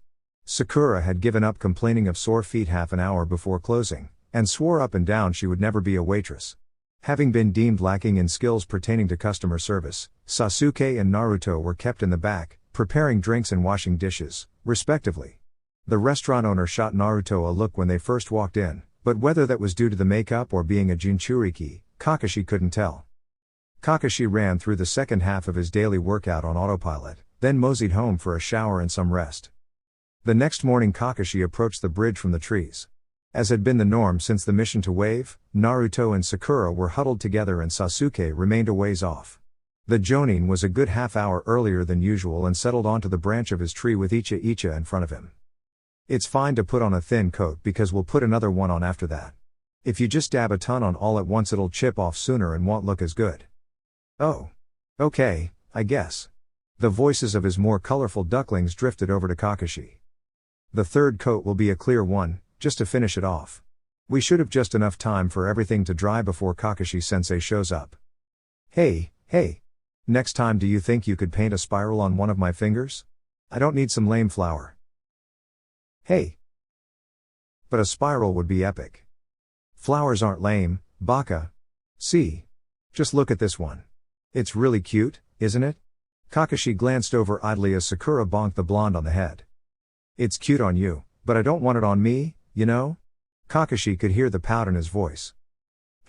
I guess that's true. Once this wears off I'll show you how to make a spiral. You should paint it on your ring finger like I did with my flower. Why does it have TBE the ring finger? It's all about aesthetics. At which point Kakashi stopped listening in. He had a solid half hour before he needed to do anything with his ducklings, and dropping down earlier would just be cruel at this point. He could teach them to always be on guard another day. Kakashi waited a few minutes after Sakura declared Naruto and her nails dry before looping back through the trees to approach from the ground. When spotted, both Sakura and Naruto greeted him with cries of "You are late." And Kakashi decided to go with the old lady excuse. Predictably, Sakura's nails were coated in a shiny layer of pink, and a crude flower was painted in the corner each of her ring fingers. A bit more surprising was the bright orange on Naruto's. He hadn't expected Sakura to allow the color, let alone posses a bottle of it, but it was just so typically Naruto that he had to smile. The Jonin wondered how early they started, because each sported the same makeup as before on top of their painted nails. Laps around the field, then come in for stretches, Kakashi concluded his spiel, waving the preteens off. Group training that day proved to be a bit more of a challenge. The Jonin had introduced a new formation, and the Junon were getting frustrated. Sasuke and Sakura were able to pick it up right away, Sasuke after seeing Kakashi demonstrate with clones and Sakura after he gave a verbal breakdown of the formation and sketched a few diagrams on a blank scroll. Naruto, however, needed to run it repeatedly until it clicked, then a dozen times more until it stuck. There was nothing wrong with that type of learning, but his teammates couldn't relate to it and as usual were getting frustrated with the blonde. You come in after Sakura pulls back, not before. Oi sis, Dobi. Are you even trying? Sasuke shouted at his teammates back. Naruto kicked the ground in frustration, but otherwise refused to respond. Kakashi noted that the dark-haired boy's lower lip rippled in a way that suggested he was biting the inside of it. He'd been doing a good job of avoiding sexist insults, but they'd made the backbone of his and Naruto's interactions for as long as they'd been a team. Without that, the Uchiha was left floundering, adding discomfort to an already aggravating situation. Kakashi decided an intervention was in order. It's getting better. A few more tries and you'll have it. After that we'll break for lunch, I think you need it. Hungry kids are a pain to deal with. TCH, whatever. Just get in position. Naruto and Sakura trudged to their respective posts and settled into place to repeat the exercise. The mission that day was walking a group of pet dogs. Naruto, being Naruto, insisted on taking the largest dogs. Perhaps he'd thought successfully walking them would be impressive or defeat Sasuke in some way, but hadn't noticed or paid attention to the dog's age. The largest was clearly old, and decided after about 10 minutes of walking that he was done and settled down in the middle of the street. Being twice Naruto's size, no amount of tugging or shouting on the blonde's part could get the large animal to budge. See, Dobi. Hurry up or we're leaving without you. The Uchiha called back, biting the inside of his lower lip and causing his face to scowl. After a moment his mouth smoothed into his regular scowl. He'd probably end up biting his lip the next time he tried to eat, given how much it had probably swollen out already.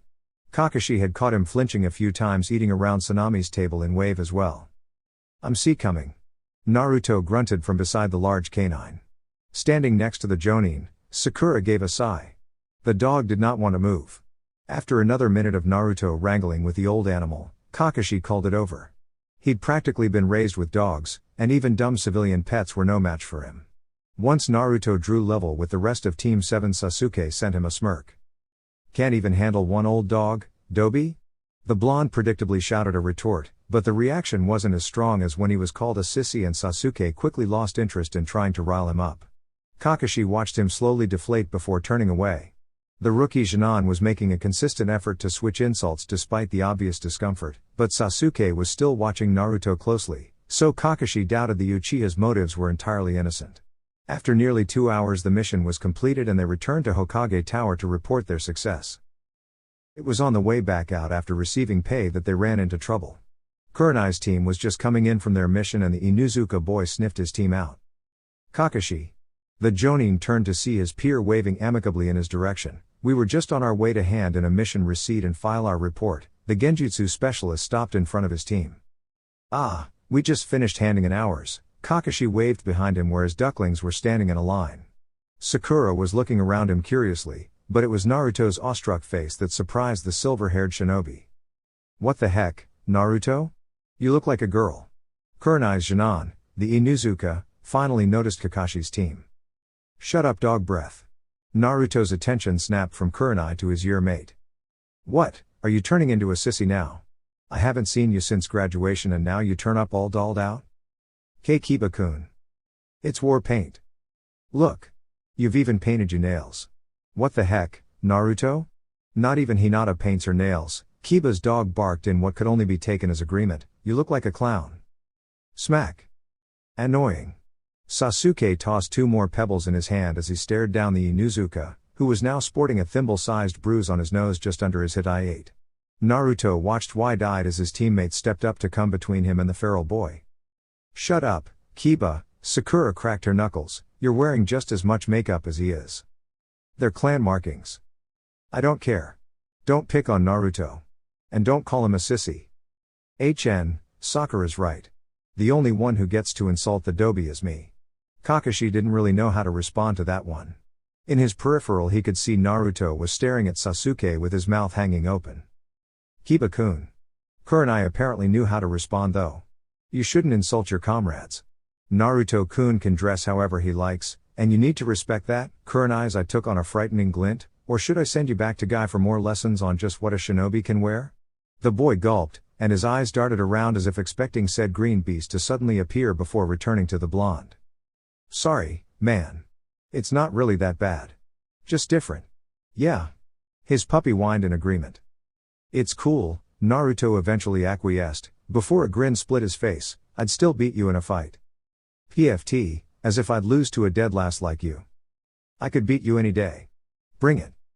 I'd like to see you try. The boys lunged for each other, leaving their respective instructors to pry them apart. Alright, time to go turn in that mission report, Kurenai huffed as she pulled Kiba away. I don't mind your war paint and Naruto-kun, the small Hyuga offered. It was as she began trailing after the rest of her team that Kakashi noticed there was a 4th member. Had he said something during the exchange?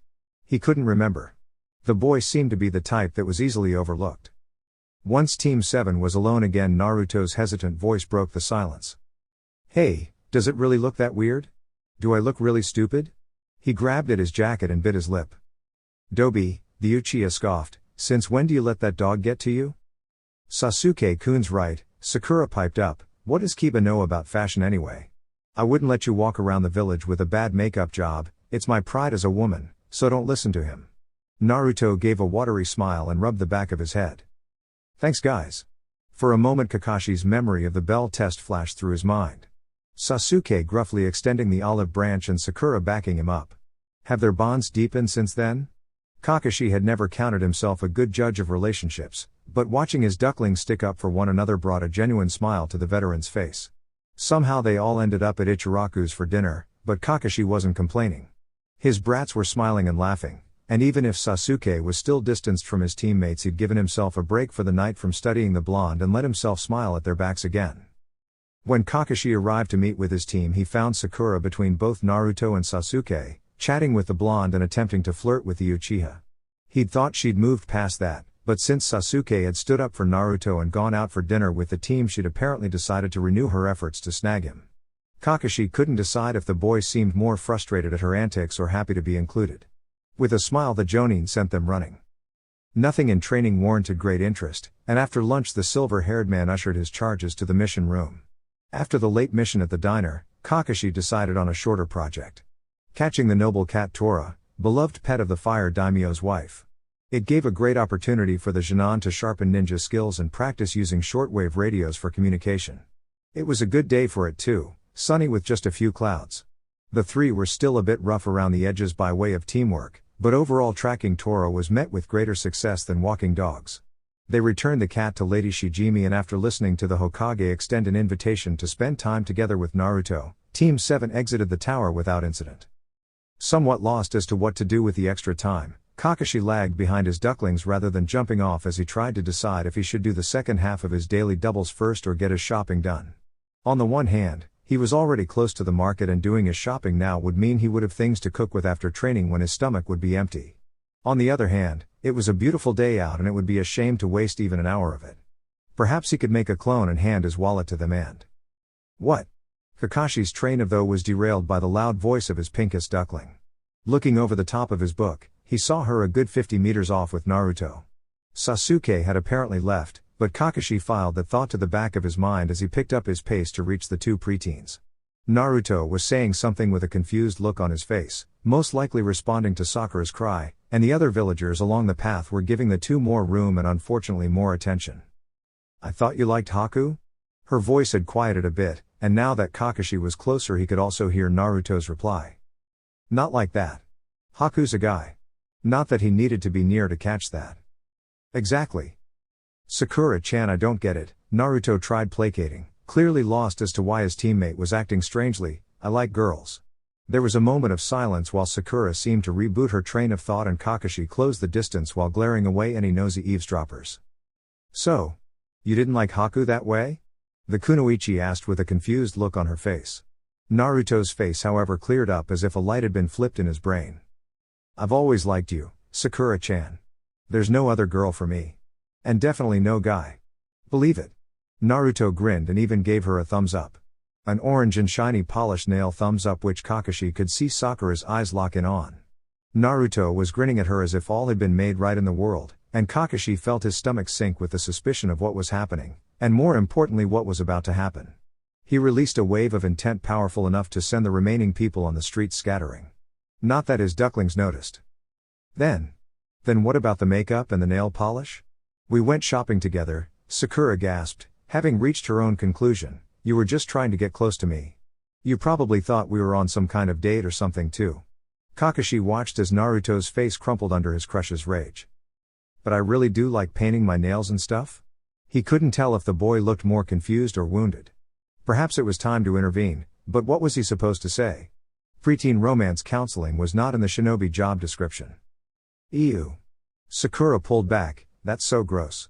Naruto stepped back as if burned and Kakashi decided it was past time to step in. "Ah, fancy running into you here," he attempted to defuse the situation. They both spun to face him with wide eyes. "I was just on my way to buy groceries and could use a few extra hands." The two gaped at him for a few seconds, and then Sakura was the first to regain her composure. "I'm not going anywhere with that pervert," she declared before spinning on her heel. She took a step away before deciding she had one last thing to say, and turning to face Naruto, flung out her parting words like a slap to the face. "What kind of straight guy paints his nails anyway? I bet you steal girls' panties too." And with that she left. Kakashi turned to his remaining student, who looked to be held together by a thread. I have to go." He could see the tremors shaking Naruto's frame and the tears in his eyes before the blonde-haired boy dashed away. With a sigh Kakashi tilted his head back and looked up. A few puffy white clouds were blowing lazily overhead. Kakashi found Naruto sitting on the top of the Hokage monument nestled in the spikes of Minato-sensei's hair. He lowered himself next to the boy, but let his gaze fall on the village below.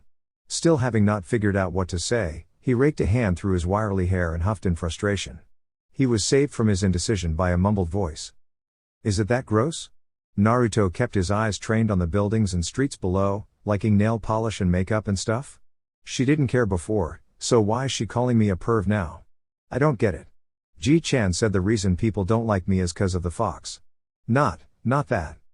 It's not so much your interest in girl things that shocked her I think as your interest in girls themselves," Kakashi tried to explain. "But I've always liked girls?" "Ah. Maybe a different approach. I believe Sakura was under the impression you had a crush on Haku. Your interest in girl things fit into her image of you liking guys, so she was surprised when you said you actually liked girls." "Huh?" Naruto gave him a squinty, confused look. Kakashi took a minute to think about what direction to take the conversation in. You never properly told Sakura why you are interested in girl things or how you feel. So she came to her own conclusions. Sakura decided you like nail polish and makeup because you're gay. I'm not gay. The blonde exploded. But Sakura thought you were. Kakashi looked up to where Naruto had jumped to his feet, and she felt betrayed when she found out you weren't. But that doesn't make sense. I never said I was gay? I know, and she shouldn't have reacted like that. She jumped to conclusions, then got mad at you when they were wrong. And Naruto? Most people out there will probably make the same mistake. People are a lot more likely to question your sexuality than your gender.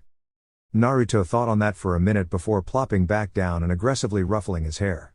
Kakashi let his hand fall onto the top of Naruto's head. I can't shelter you from all the misconceptions and stereotyping others will force onto you, but I will always support you. I'll talk with Sakura about her behavior.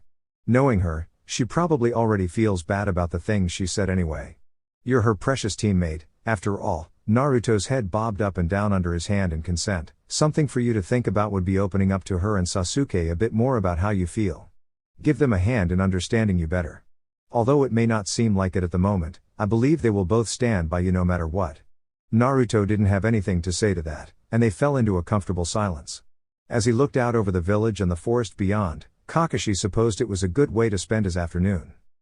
Hiruzen was concluding a briefing with one of the village's many Chunin squads when he heard the telltale sounds of his grandson and friends assembling a trap outside his office. With a bit of amusement he decided against queuing in the oblivious Chunin. It wasn't likely, but maybe Konohamaru would get one of them this time. With a twitch of the lip the third thanked the squad for their work, and let Akiko know to have the dorms checked one last time and to have the chef begin cooking. It's about to get rather busy. Though it had become rather quiet on the other side of his door. The squad gave a final, unified salute before turning to file out the door. There was a clang, a shsh, and a splat followed by a moment of frozen silence. Hiruzen heard a muffled giggle, then a not-so-muffled shh, which seemed to break the spell holding his Chunin captive at the office door. It came as a bit of a surprise when the angry squad captain roared Naruto. But deflating a bit, the professor reminded himself that it was still a bit early for Konohamaru and his friends to catch Chunin without aid. Konohamaru was the first to dash past the gooey pink Chunin, followed by Moegi, Udon, and finally Naruto. Running until they were all safely behind him, his grandson puffed up his chest.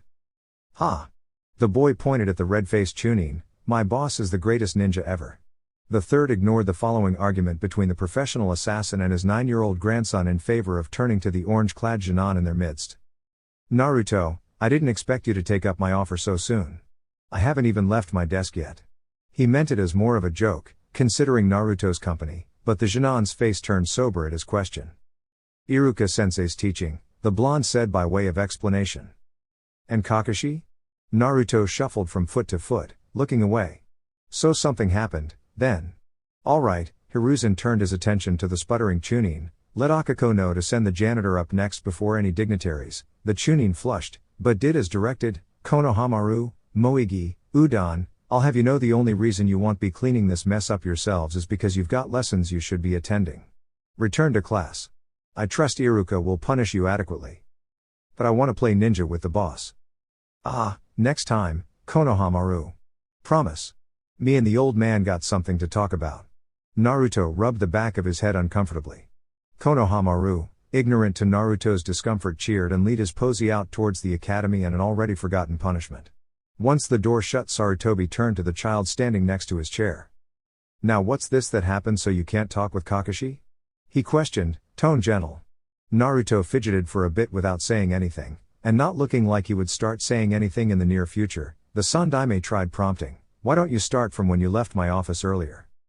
We left, Naruto finally offered, and I asked Sakura-chan out, and she got mad and ran away.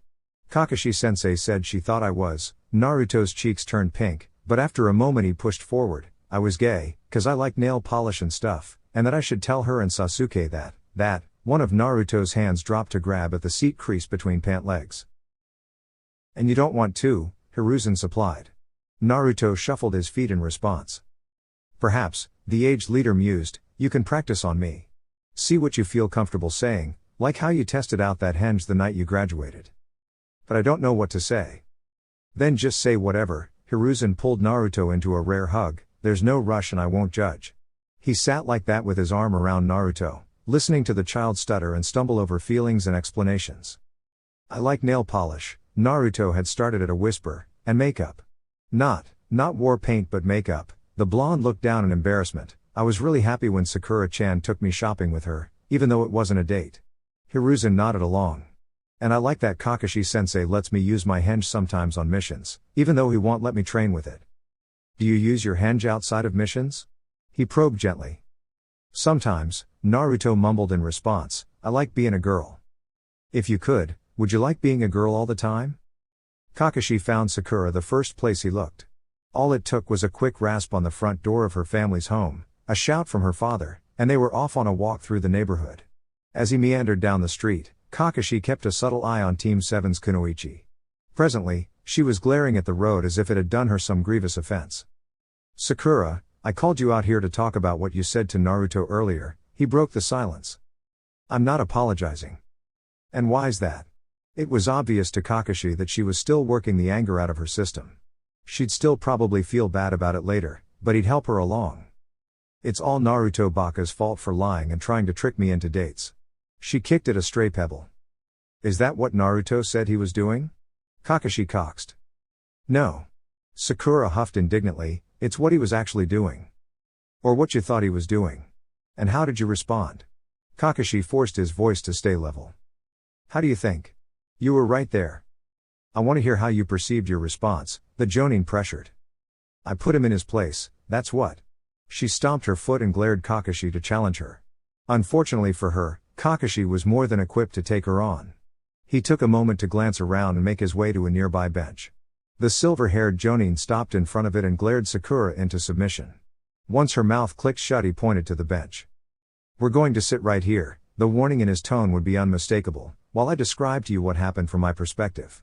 Somewhat cowed, Sakura sat and waited for him to continue. Kakashi slouched into the spot next to her, let his head tilt back and his eye rove over the distant fluffy clouds. It wouldn't do either of them any good if he let himself get frustrated. I'm one of the top Jonin in the village, he reminded himself, there's no way I can get worked up over a kid's fight. Once he felt his emotions settle, he leveled his gaze at the child next to him. You were getting angry at Naruto, and began accusing him of various things.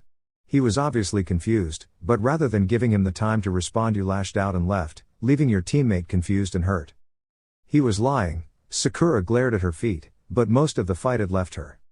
We've all seen Naruto lie. That was not Naruto lying, Kakashi said simply. But then he really likes that stuff? That's so gross. Kakashi let his eyes slide shut for a moment, and reminded himself not to let his emotions dictate his response. He focused for a moment instead on the sound of a bird 20 meters back and to the right. He could hear a Chunin roof hopping a block away. A young mother and her daughter below them. He let his eye open back up. Why is that gross? He asked quietly. Because that's girl stuff. The Kunoichi huffed. Kakashi felt his ire rise, but did nothing to fight it. Beheading a mark was gross. Cleaning up a decaying corpse was gross. Feeling lung tissue squeeze through the cracks between your fingers as you ran your hand through someone was gross. Washing the acidic taint of vomit out of your mouth following a nightmare was gross. Sliding on stiff, coarse gloves stained brown from too many layers of spilled blood to do it all over again was gross. Then you are unfit to be a shinobi. Naruto was silent for a long time. Sarutobi had just about given up on a response when he saw the blonde head of hair bob forward. There was a quiet rumble to let the aged ruler know something was being said, but the words were too jumbled to make out. What was that? He prompted quietly, my ears are old, and that elicited the faintest of smiles to dance briefly across Naruto's lips. I can't henge that long, the blonde repeated. Hiruzen thought on that for a moment. Perhaps not, but there are other things that can be done in the intern. You don't need a henge to buy a dress or put on makeup. I've met a few individuals in the past who, although born as men, wore heels and went by female titles. You could do that if you wanted. He lit his pipe and puffed on it in consideration. There are very few things needed to survive in this world. Food. Water. Shelter. Companionship. Although it may seem like you have to live a certain way, act a certain way, as long as you have food, water and shelter you can physically survive, and as long as you have one trustworthy companion you can live. Once these essentials have been met, the rest is merely conforming to the traditions and habits of your predecessors. There are as many different ways to live a life as there are people who live it. If you'd like to live as a girl, then you can live as a girl. If you wake up one day feeling like a girl and the next feeling like a boy, then you can live as a girl one day and a boy the next. If you want to live somewhere between being a girl and a boy, then you can do that too. It won't be easy, people won't always be nice, but you won't be alone. You aren't the only one to have these feelings, and you have the support of Kakashi, Iruka, and myself. The two were silent as Hiruzen watched Naruto think. He'd signaled his Anbu some time during his speech to keep anyone from entering, and could hear the janitor scrubbing on the other side of the door. A shaky breath broke the soft muted sound of bristles on wood. Ji-chan. Do you think Sakura-chan and Sasuke'll still like me if I do that? I think I want to be a girl, but I still want to be Hokage and make everyone acknowledge me, and I finally got some friends and I don't want to lose them, and...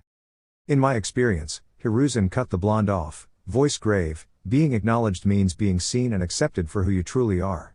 If the villagers respect you as a boy when actually you feel like a girl, isn't it just a different side of them hating you as the fox when you're really a child? Either way, it isn't you they are seeing, acknowledging, but someone imagined. Hiruzen leaned over to set down his pipe.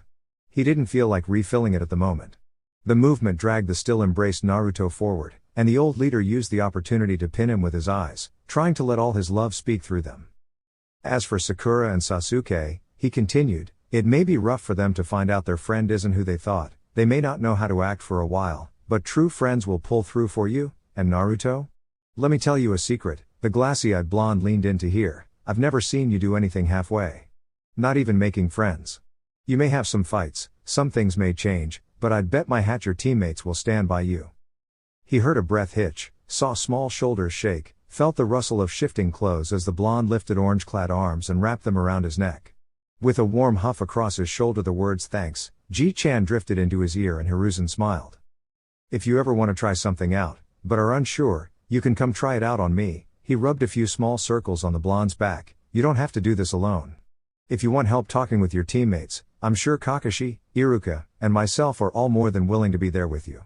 All you have to do is ask. Hiruzen surprised himself by pressing a soft kiss into the yellow spikes of Naruto's hair. He hadn't kissed the top of anyone's head since Konohamaru decided he'd outgrown it. He gave the child in his arms one last reassuring squeeze before letting go. Naruto gave him a bright, full smile, then with a rushed thanks and goodbye was out the door tripping over the janitor. Hiruzen allowed himself a moment of stillness before pulling the mission report from the Chunin into the empty desk space before him and grabbing his pen. The current of the flowing river does not cease, he murmured as he set to work. He signaled his Anbu that he was ready to let people enter again. And yet the water is not the same as before, he finished to himself. Then you are unfit to be a shinobi. Kakashi-sensei's words echoed through Sakura's head. What was he saying? Kakashi-sensei hadn't said anything like that since the bell test. Their first attempt where they failed because they didn't act like a team. Sakura heard the hitch in her breath at the same time her anger fled and reason fell on her shoulders like Kakashi-sensei's heavy hands. It seemed like years since Kakashi-sensei had recited before the hero's memorial those impactful words, those who abandon their comrades are worse than trash. She could remember his solemn tone easily. They'd been through so much since then, her, Sasuke-kun, and Naruto. Doing chores for D ranks, then the bloody mission in Wave. Nothing looked the same after that. After watching the light dim in the eyes of countless mercenaries, her nose filled with the tang of blood and ocean salt and stomach fluid. She came home and it was like watching everything through a glass window. They had each thrown themselves into their training, determined to get stronger. Her teammates were both moving forward, but suddenly Sakura felt like she was stuck back at that stump. Had she really forgotten the first lesson Kakashi-sensei ever taught them? Had she not grown at all since then? Iruka was grading papers when the whirlwind known as Naruto burst through his classroom window. He'd only just sent away Konohamaru and his friends after holding them back for skipping class a few minutes prior, but this was a distraction he'd always welcome. Well, when he wasn't trying to teach anyway. Naruto. What a surprise. It's been a while, hasn't it? The Chunin grinned. Hey Iruka-sensei. Have you seen Konohamaru and the gang around anywhere? Naruto grinned right back. You just missed them. The light-hearted exchange continued for a bit, each basking in the other's company, and Iruka stood and moved around his desk where he let himself settle against the edge, one leg crossed over the other, and the papers scattered behind out of sight and out of mind. So what were you up to after Konohamaru was sent back? He interrupted a less interesting tangent. I talked with Hokage Gigi for a bit then went training. Iruka chuckled in good humor. That explained the ripe smell. Then you lost track of time and rushed over to meet Konohamaru, am I right? He asked cheekily, don't overwork it. You train pretty heavily in the mornings too, don't you? Yeah, Naruto nodded, but Kakashi-sensei makes me train as a guy, so I gotta train on my own too. The blonde ran fingers through the back of his hair and his smile dropped a bit. Hey, Iruka-sensei? I was talking to Ji-chan, you know? And I thought maybe I'd like to try being a girl for a bit. Iruka felt his heart lurch in his chest. Was it fear? Anxiety? Shock? As his eyes became just a bit more moist, Iruka decided that no, it was pride. He couldn't say he understood it. He'd thought long and hard about what Kakashi-san had told him that evening at Yakiniku-Q about looking underneath the underneath, but whatever epiphany the Jonin experienced, Iruka didn't share in. He understood enough though. You've grown up a bit, haven't you, Naruto? Iruka smiled. Naruto's eyes widened at the statement, then his ear-to-ear grin came back full force. You bet. And just as quickly Naruto sobered up. He held up one finger in a comical mimicry of a teacher giving careful instruction. But I can't just start being a girl and not say anything, you know? See, Sakura-chan got really mad at me today, 'cause I was acting like a girl and she didn't get why. The hand dropped to his side in a fist and Naruto's face turned bright red, glaring at the desk Iruka leaned against. I can't believe she thought I was gay. He burst out. Iruka choked on his spit. He would later blame the coughing fit on chalk dust, but at that moment the main thought running through Iruka's mind was, so he really does like girls? Kakashi-sensei, I don't want to be left behind. Sasuke-kun. Even Naruto are both getting stronger, but I don't feel like I've changed at all. Kakashi looked back at the deflated preteen. After he'd snapped at her, the Jonin had stood from the cold stone bench. He'd made it halfway down the block before small fingers grabbed his shirt sleeve from behind. Perhaps a part of him had been hoping for this very reaction, for he'd been walking away instead of simply jumping off. He took a deep, fulfilling breath. Where does your strength come from, Sakura? Where do you want it to take you? He felt her grip on his shirt slacken, saw a flicker in her eyes. Sasuke and Naruto already have their answers. Kakashi felt his eye crinkle as he smiled. Sakura was a clever girl, all she needed was a nudge in the right direction. It took a while for Iruka to stop coughing. It took even longer for him to stop laughing at the indignant look on Naruto's face. Sorry, but he wasn't, and boy did Naruto know it. Slowly Iruka's laughter died out and he rocked off the desk to give Naruto's hair an affectionate ruffle. Are you ready for that? He asked, putting how you feel into words. Naruto hesitated, visibly chewing over what he was trying to say. I want to start doing girl things, the blonde decided on. You don't have to explain yourself if you're not ready. Even if they don't understand everything about you, Sakura and Sasuke are your teammates, and you are theirs. Naruto was silent for a moment, the light from the windows behind him casting his face and eyes in darkness. Kakashi-sensei spoke with you? When Iruka received a nod, he pushed forward, and Hokage-sama as well. I doubt my advice is worth much compared to the Hokage or top Jonins, but what you tell your teammates about yourself is your choice. If you're not ready, you're not ready. And that's all there is to it. Iruka turned his attention out the window while Naruto mulled over what he'd said. The shadows had become long while they were talking. If he didn't have a stack of papers still waiting to be graded, Iruka would have invited Naruto out for some ramen. He might end up doing so anyway. I think. Naruto's husky voice cut through the quiet. I'm ready for them to know, but I don't think I can tell them. Every time I think about telling them I freak out. And that's just thinking about it. But I feel like if I don't say something I'll explode. Naruto's voice grew more agitated, though he never shouted. I had a dream a few nights ago, you know. Sakura-chan and I were shopping and I accidentally said that guys are weird and gross, and she said you were a guy too and I said no I'm not, and then I freaked out cause I'd just told Sakura-chan I wasn't a guy, you know, but then she said oh, that's cool, and we bought some mascara and lip gloss and then I woke up and, Naruto took a deep breath. Had he not taken one during the rest of his story? His glassy eyes met Iruka's and the agitation in Naruto's shoulders bled into something yearning, and for a moment I thought it was real. Suddenly Naruto was in Iruka's arms. When had the blonde moved? Oh. I moved, Iruka realized. When did I move? The Chunin rubbed circles on Naruto's back and gave his arms an occasional squeeze. They stayed like that for a long moment, and it gave Iruka the time needed to compose his thoughts. Even after he knew what he wanted to say, the tanned instructor held his peace until Naruto took a deep breath and moved out of his embrace. When you were about 8, I was transferred to the academy. Before then I was in the field, The blonde knucklehead perked up at the prospect of hearing an interesting story. I knew I wasn't really cut out for it, but I wanted to serve my village honorably and become a shinobi my deceased parents could be proud of. I thought that meant I had to become a powerful ninja and fight bad guys. Naruto made an enthusiastic noise of agreement. When I realized my passion was in teaching, I was at a loss. At first I tried to ignore it, but when I realized I couldn't, I started trying to think of ways to tell Hokage-sama I wanted to become an instructor. Was it really that bad? How did you end up telling him? Iruka chuckled nervously at the question and rubbed the back of his neck in embarrassment. Well, most non-field shinobi switched over due to injury, so I felt a bit like I was turning my back on my comrades. It ended up being the opposite. Eventually, one of my teammates got hurt because I hesitated in a fight. He recovered, but Hokage-sama decided enough was enough. He told me being in the field was a waste of my talents and that I would serve the village best by instilling the will of fire into the next generation. He rubbed the familiar scar running across his nose, noting Naruto's lost face.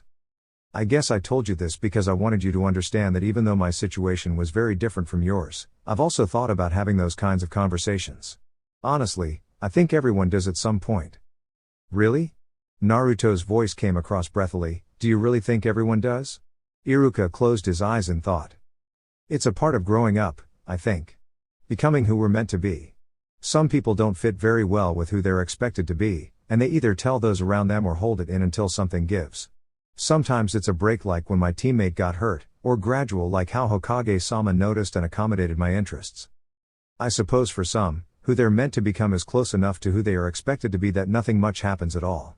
Naruto thought on that for a bit, and as he did Iruka took a moment to glance out the window and noticed that the sun had already dipped behind the distant buildings and trees. I don't fit very well with who most people expect me to be, Naruto's voice drifted over. Most people think I'm a demon fox. And I don't think Sasuke or Sakura-chan will figure out I feel girlish anytime soon either. I think I already broke Sakura-chan, anyway, you know? Iruka sputtered. Is that what he got out of it? You're sure you want to talk with him then? Iruka confirmed. Yeah, Naruto's lips stretched into a huge grin. I'm not a demon fox or some guy. I'm Uzumaki Naruto. Believe it. Iruka felt his lips turning and stretching to match Naruto's grin. That you are, Naruto, that you are, he laughed and Naruto scratched the back of his head as he chuckled along. Have you thought about how you'd like to tell them? Naruto's laughter cut off with an irk. I tried thinking about it, you know, but all I could think of was just. Orange arms flapped through the air. Do you want to tell Sasuke and Sakura at the same time? Iruka prompted, or would you rather talk to them individually? Iruka took a step back so he could lean against his desk again. You know. If you can't think of a way to say it, you could try writing them letters. How does that sound? Naruto made a face. Iruka-sensei. I really hate writing, Iruka sighed. Some things would never change. Well, it's a suggestion. You could try slipping it into another conversation like in your dream, or pulling them aside to talk. When no response was given, Iruka pushed his next idea forward. I could go with you if you'd like. His suggestion came out a bit quieter than intended. I wouldn't feel comfortable speaking for you, but if you want to set up a time to speak with you teammates, I would be more than happy to be there with you. I'm sure Kakashi-sensei would also be happy to help. I think I'd like that. First her feet took her along the neighborhood towards her house, but as she stood looking at her front door, Sakura decided she was too restless to be indoors and too caught up in her own thoughts to talk with her parents. The next place her feet took her was the park by the lake she and Ino used to play at when they were really little. For a moment she thought about pushing through the shallow barrier of trees to see if Sasuke-kun still sat alone on the dock, but she wasn't in the mood. After that Sakura sort of wandered. She went by the day market, but the sun was setting so everything was closed. She passed by the academy at one point, but that just made her think sour thoughts about falling behind her Jinan teammates, so she hurried past. She hardly noticed when her feet carried her across a familiar bridge and away from town. It was the sound of muffled thuds and the occasional grunt that pulled Sakura from her semi-aware state into alertness. Casting her eyes about, she spotted Naruto off to the side of the field, punching the center of 3 training posts. Of course I would end up here, Sakura thought with a sigh. She bit her lip and spun around, determined to leave before she was noticed. This was one confrontation she definitely wasn't prepared for. But her feet refused to take that first step away, and after struggling for a minute or two she turned back to the shaded image of her teammate. Dusk had set in, and soon not even the orange of his jacket would stand out. She tried to call out to him, but no sound would come, so Sakura slowly made her way towards the training posts and the glossy black memorial stone. Naruto. She didn't think he'd hear, but the punches immediately stopped and Naruto spun, hands quickly moving to clutch at the front of his jacket. SS Sakura-chan. He made as if to back away, but before anything else could be said, Sakura bent in half, her pink hair tumbling like a Sudare screen between them. "I'm sorry," she cried, "we're supposed to be teammates, but I wasn't acting like it and I'm sorry." There was silence, so at least Naruto had stopped his retreat, but it left Sakura standing there, bent in half, and unable to see what kind of face he was making. She wasn't sure she wanted to see what kind of face he was making, though, so maybe it was better that way. "It's okay." Sakura felt like lukewarm water had rushed over her. Slowly she straightened up to look at her knuckle-headed teammate. He was still holding the front of his shirt, but offered her a wobbly smile. "I shouldn't have jumped to conclusions. You're still a whole lot more normal than Tenten-san sensei or her one teammate." Sakura nodded to reassure him she meant it. "Thanks. And as long as you aren't a perv I don't really mind." She could hear Naruto gulp as her face changed, "But if you ever do become a perv, I won't hesitate to punch you into next week." She shook her fist emphatically to make sure she got her point across. Naruto began baking up in earnest this time, his arms waving in front of him as if to ward off her wrath, and reassurances tripping over themselves to get out of his mouth. "So," Sakura's arms fell to her sides and she glanced briefly to the ground, "are we good?" Hearing her change in tone, Naruto stopped his rambling and backing away to study her for another moment. No one from their academy class would believe her if she told them Naruto could have such an intense look, but after seeing it a few times, first in Wave, and now here, she knew he'd turned his brain on for something. After a minute scrutinizing her, the blonde grinned. "Hey Sakura-chan, I'm gonna ask Sasuke to meet with me on top the Fourth's head after our mission tomorrow, and could you come too? It's not a date or anything, I swear." She smiled back. "Sure. Is it a picnic? You weren't trying to snag a date with Sasuke-kun, were you?" She added with a laugh and an elbow to Naruto's side to let him know she was teasing and began leading the way back towards the bridge. "Ew. Sakura-chan, that's gross. I was gonna ask you guys tomorrow before trainin', but then you showed up here." Naruto's eyes widened like he'd been struck by a thought. "What are you doing out here anyway?" "I could ask you the same thing. I was thinking." Naruto rubbed the back of his head with a bit of a blush.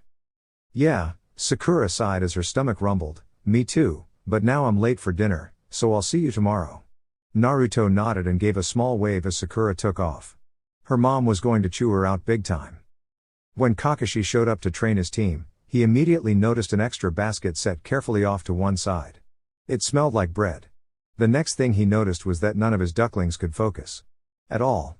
Naruto kept fidgeting like he was nervous about something, Sakura was bouncing around despite the rigorous workout, and Sasuke kept getting lost in thought. Today wouldn't be much fun for him, he just knew it'd be like fighting an uphill battle to get them to work. When they took a small break for lunch, Kakashi approached Naruto. The blonde had taken his words to heart and made plans to talk with his teammates after their mission. Now Kakashi was distracted as well. When he'd suggested opening up a bit to Naruto, he figured gradually or eventually, not immediately after a blowout with one of his best friends. Why did kids have to be so literal? He picked a straightforward D-rank mission. No point trying to find one that would simulate C or B ranks, it would just fall apart. Instead, after several hours washing dogs, he released his team for the day. A bit more than reasonably concerned, and plenty curious, Kakashi began trailing his team. At first all that happened was that Sakura grabbed the breadbasket and led the other two towards the market. Sasuke picked up some tomatoes, and Naruto tried to pick up some instant ramen, but Sakura smacked him on the back of his head so he grabbed some fruit instead. After that Kakashi trailed them up the Hokage monument where he was a bit surprised to spot the Chunin Iruka waiting for them. There was a brief confusion as apparently he wasn't expecting a picnic, but soon enough they all settled down. Kakashi settled along a low-hanging tree branch just within earshot and sent the academy teacher a reassuring smile as he pulled out his book. The younger man was tactful enough not to let on that he was there to the ducklings. He watched as they settled in to eat and make small talk for a bit, their old sensei catching up on how they were doing. Kakashi was beginning to feel a bit unnecessary when Naruto decided to make his move.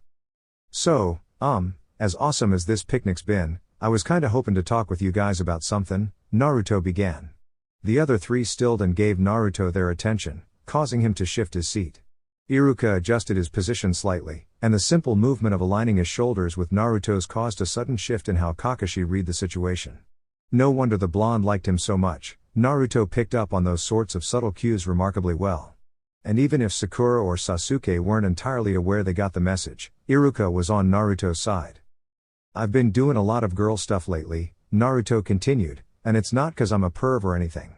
He looked to Iruka, who gave him a reassuring nod, 'Cause I'm not, but there is a reason, and you're my teammates, so I thought I'd tell you, but you can't tell anyone else, you know? Blue eyes flickered searchingly at his teammates. TCH, just spit it out already, the young Uchiha huffed, and Kakashi cringed on his branch in sympathy for Naruto. Apparently Sakura felt the same, because she sent him a warning glare before turning to her smallest teammate. Is it something bad? Kakashi heard her ask. Naruto looked to Iruka, who decided to help him out a bit. Not bad, the brown-haired Chunin smiled, but a bit different. We won't tell, Sakura nodded seriously. Sasuke huffed a bit but still nodded. Well, you know. It's just. Naruto fidgeted, I don't really feel like a guy. There was a silence before Sakura, brows furrowed, asked, What do you mean? I feel kinda like a girl? Kakashi didn't think Naruto meant it as a question, but he was looking a bit queasy. Iruka looked determined, and noticing this, Sakura turned towards him for clarification. Before she could ask, however, the Chunin shook his head and looked pointedly towards Naruto. Both she and Sasuke turned back to their teammate. Like your body's wrong or something? It was Sasuke's quiet question that caused everyone's eyes to widen. So he's piecing it together, Kakashi mused. Naruto nodded dumbly, and looked like he was about to ask his own question when Sakura jumped in. What do you mean something's wrong with your body? Naruto turned bright red and mumbled until Iruka gently prodded him. Like. It should have been a girl body but. Kakashi hadn't thought the blonde could turn any redder than he already was, but apparently he could. Sakura, who understood things best when she could discuss and analyze, plowed forward regardless. But you're a boy. So why? Erg. Naruto bent forward and ran both hands violently through his hair, cause, I don't know. Cause it should be a girl body or something instead, but it's not, so it's wrong. Both Naruto's teammates leaned back at the outburst. Kakashi had to catch his book before it fell and gave away his position. He quickly tucked it away. Sasuke was the first to recover. So you want to be a girl? The dark-haired boy asked. Naruto was quiet for a few breaths. No. It's like I should have been a girl, 'cause I am a girl? Now Naruto was looking confused. Isn't he supposed to be the one who's explaining? But I want to start doing more girl things, and I thought I should tell you guys 'cause the blonde glanced at Sakura, who flushed a bit and broke eye contact to look down, 'cause we're a team, and you're my friends. Sakura slowly stood up and walked the few steps necessary to close the distance between them. Then she sank to her knees and drew Naruto into the softest of hugs. Always. And it was a promise. Kakashi was beginning to really enjoy his mornings. Some days he still woke up in a cold sweat with a pool of dread in his stomach from the lingering wisps of a memory, but even on the most difficult mornings, the Jonin could work out the worst of his tension in individual training and have meeting with his ducklings to look forward to. Today, for instance, he arrived to find Sakura tying Naruto's hitai over his hair like a headband and Sasuke keeping a careful distance while still paying idle attention to his teammates. Kakashi was feeling a bit cautious after Natuto's impromptu coming out picnic, but it seemed like a night to sleep on. It was enough time for Sakura and Sasuke. He jumped down to greet the kids, and immediately started hacking. All those things he said about preteen stink? He took it back. No wonder Sasuke was keeping his distance. Someone had dumped a bottle of floral perfume over the bright-colored Janon, currently yelling about his tardiness. Ahem. Achoo. Kakashi wiped at his eye. I got lost. This statement resulted in even more yelling from the smelly kids, and Kakashi took the opportunity to back up. As he drew even with the so far silent Uchiha, he heard a quiet "Achan" and turned to see the brat smirking at him.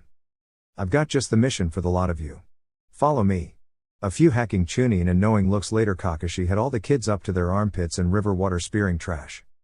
You should wear a skirt. All girls with any fashion sense wear either a skirt or a dress. He heard Sakura exclaim, I've got this really cute skirt I used to wear at the academy, and Kakashi let his attention drift away as he tried to picture Naruto in a pink frilly skirt. He thought he'd been really supportive so far, but when he tried to picture Naruto in a skirt, the next thing that came to mind was Minato-sensei in a skirt, and no matter how often he'd heard Kushina-san call sensei a pretty boy, that was just weird. No, he definitely couldn't picture Naruto wearing a skirt. With a violent mental push, Kakashi focused his attention back on his waterlogged ducklings. Once the mission was completed, he sent them home for lunch and a dry change of clothes. He ambled along to hand in the mission report, dodged the more persistent than usual guy. The youthful Jonin had been after him with unusual vigor since the Fundoshi incident, and strolled up the steps to the Hokage Tower, where he gave his report to a bored-looking Chunin. Kakashi grabbed a quick lunch and was back at the training grounds for, well, training. Apparently shaking Guy from his trail took longer than expected, if the year late was anything to go by. All this he noticed only vaguely, because apparently Naruto hadn't gone to his home for dry clothes, but Sakura's. She'd dressed the blonde in a thankfully plain red skirt with spandex and a dark brown shirt. Naruto clung to the sides of the skirt like there was no tomorrow, and Kakashi realized for the second day in a row they wouldn't get anything accomplished. "Can you train in that?" he asked. Naruto opened his mouth to respond, but Sakura cut in before any sound could get out. "Of course. I wore it in sparring at the academy all the time. It's too small for me, but it'll fit Naruto just fine since he's smaller than me." Naruto flinched a bit when she said that, but didn't say anything. Kakashi felt a bit skeptical, but there was work to be done, so he let the subject drop. With a wave of his hand he sent the kids running. Although Naruto seemed much less secure in the new outfit, the only real problem emerged when Kakashi had him spar with Sasuke. The skirt moved different than Naruto's tracksuit, and he kept pausing to adjust the outfit. Finally, Sasuke seemed to have enough. "You put on girls' clothes and suddenly you start fighting like one," he growled. "If a doby like you won't even fight seriously, it isn't worth the effort." Sasuke straightened and turned to walk away, even though Kakashi hadn't called the match. Naruto, enraged, began shouting, but Kakashi's eye was focused on the frustrated and conflicted look on the last Uchiha's face. There was a rush of wind as Naruto rushed past the Jonin, then his fist was flying through the air at the back of the Uchiha's head. The taller boy spun and with a few quick movements had Naruto on the ground. "Did you give up on being Hokage so you could become a girl instead?" It came out like a sneer. "Don't waste my time. Team. Get off me. I'll be Hokage. Believe it." Suddenly Kakashi heard a bird cry from directly above his position. Was it that time already? He glanced over. The kids would be fine for now. The argument had moved into familiar territory. It took a minute for Sakura to pry the boys apart. Or, well, her teammates apart. Naruto didn't really look like a guy at the moment. Sasuke took off shortly after, and when she looked over, Naruto was pulling at his skirt again. "You'll stretch it out if you keep tugging on it like that," she scolded. "We should go shopping and get you one that fits better." "Maybe," Naruto agreed, but he didn't look too happy about it. "It just feels really weird, you know? And I don't want anyone seeing anything." Naruto turned as red as his skirt, "underneath, you know?" Sakura felt her own cheeks heating up. She did not need that image in her head. She gave herself a mental punch and switched gears. "We could get you some capris then? Yours are really baggy and girls are made a bit different." It was almost like being back in the academy with Ino before their rivalry pushed a wedge between them. Naruto's face brightened at her suggestion, but before anything else could be said they both noticed a cardboard box with some squiggly lines drawn on it and holes cut into one side. Naruto immediately called whoever it was out and a group of kids scrambled out from underneath. "Naruto Niiken. You're a girl?" One of the boys pointed. Naruto turned bright red again and his eyes widened to huge discs. Sakura thought he was going to run away, but instead he swallowed forcefully and squatted down so he could look the kid in the eye. "Yeah, what of it, huh?" But, the kid flailed. "Konohamaru-kun," the other boy sniffed, "she looks like a girl to me." "How could you mess that up?" The third member, a girl, sent Konohamaru a look that clearly said you were an idiot. Sakura supposed that the other two hadn't met Naruto before today. Konohamaru cast around for a moment, probably trying to find a way to save face in front of his friends, until his eyes lit on Sakura. His arm shot out, his pointer finger aimed very rudely at Sakura. You're the one who turned my Niiken into a girl." "What?" Sakura asked. "Well, sure, she was the one who lent Naruto the outfit and lip gloss, but it wasn't like she'd forced him or anything." "Turn him back. Boss promised to play ninja with us today, so turn him back, you ugly." "Why you?" Sakura cracked her knuckles. She could feel a vein popping on her temple and her fists shivering with energy. This brat needed to be taught a lesson in manners. Naruto, brave idiot that he is, stepped in between and waved his arms in a settled-down manner. "Aya. Sorry, Sakura-chan." "Konohamaru," Naruto turned to the other side, "I really am a Not a boy, sorry I didn't say anything earlier, you know? Naruto rubbed the back of his head in embarrassment, but the kid seemed to buy it.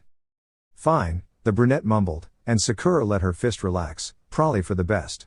If she turned you into a girl then you'd have that huge forehead too, humph. Scratch that. The brat was dead. Her prey took off, and Sakura went after. There was no way she'd let that brat get away with calling her forehead big. They went up a hill, around a tree, through an alley, into a trash can. Sakura went over, down some park stairs, hopped across benches, and that idiot Naruto had the audacity to laugh, past a sleeping dog, over a fence, and along a cobbled path. She'd hardly worked off any steam when the brat rounded a corner and she heard a sharp cry. Her anger quickly leaving her, Sakura hurried over and found Konohamaru lifted off the ground by a mean-looking guy. There was a girl too, and they both looked like skilled ninja.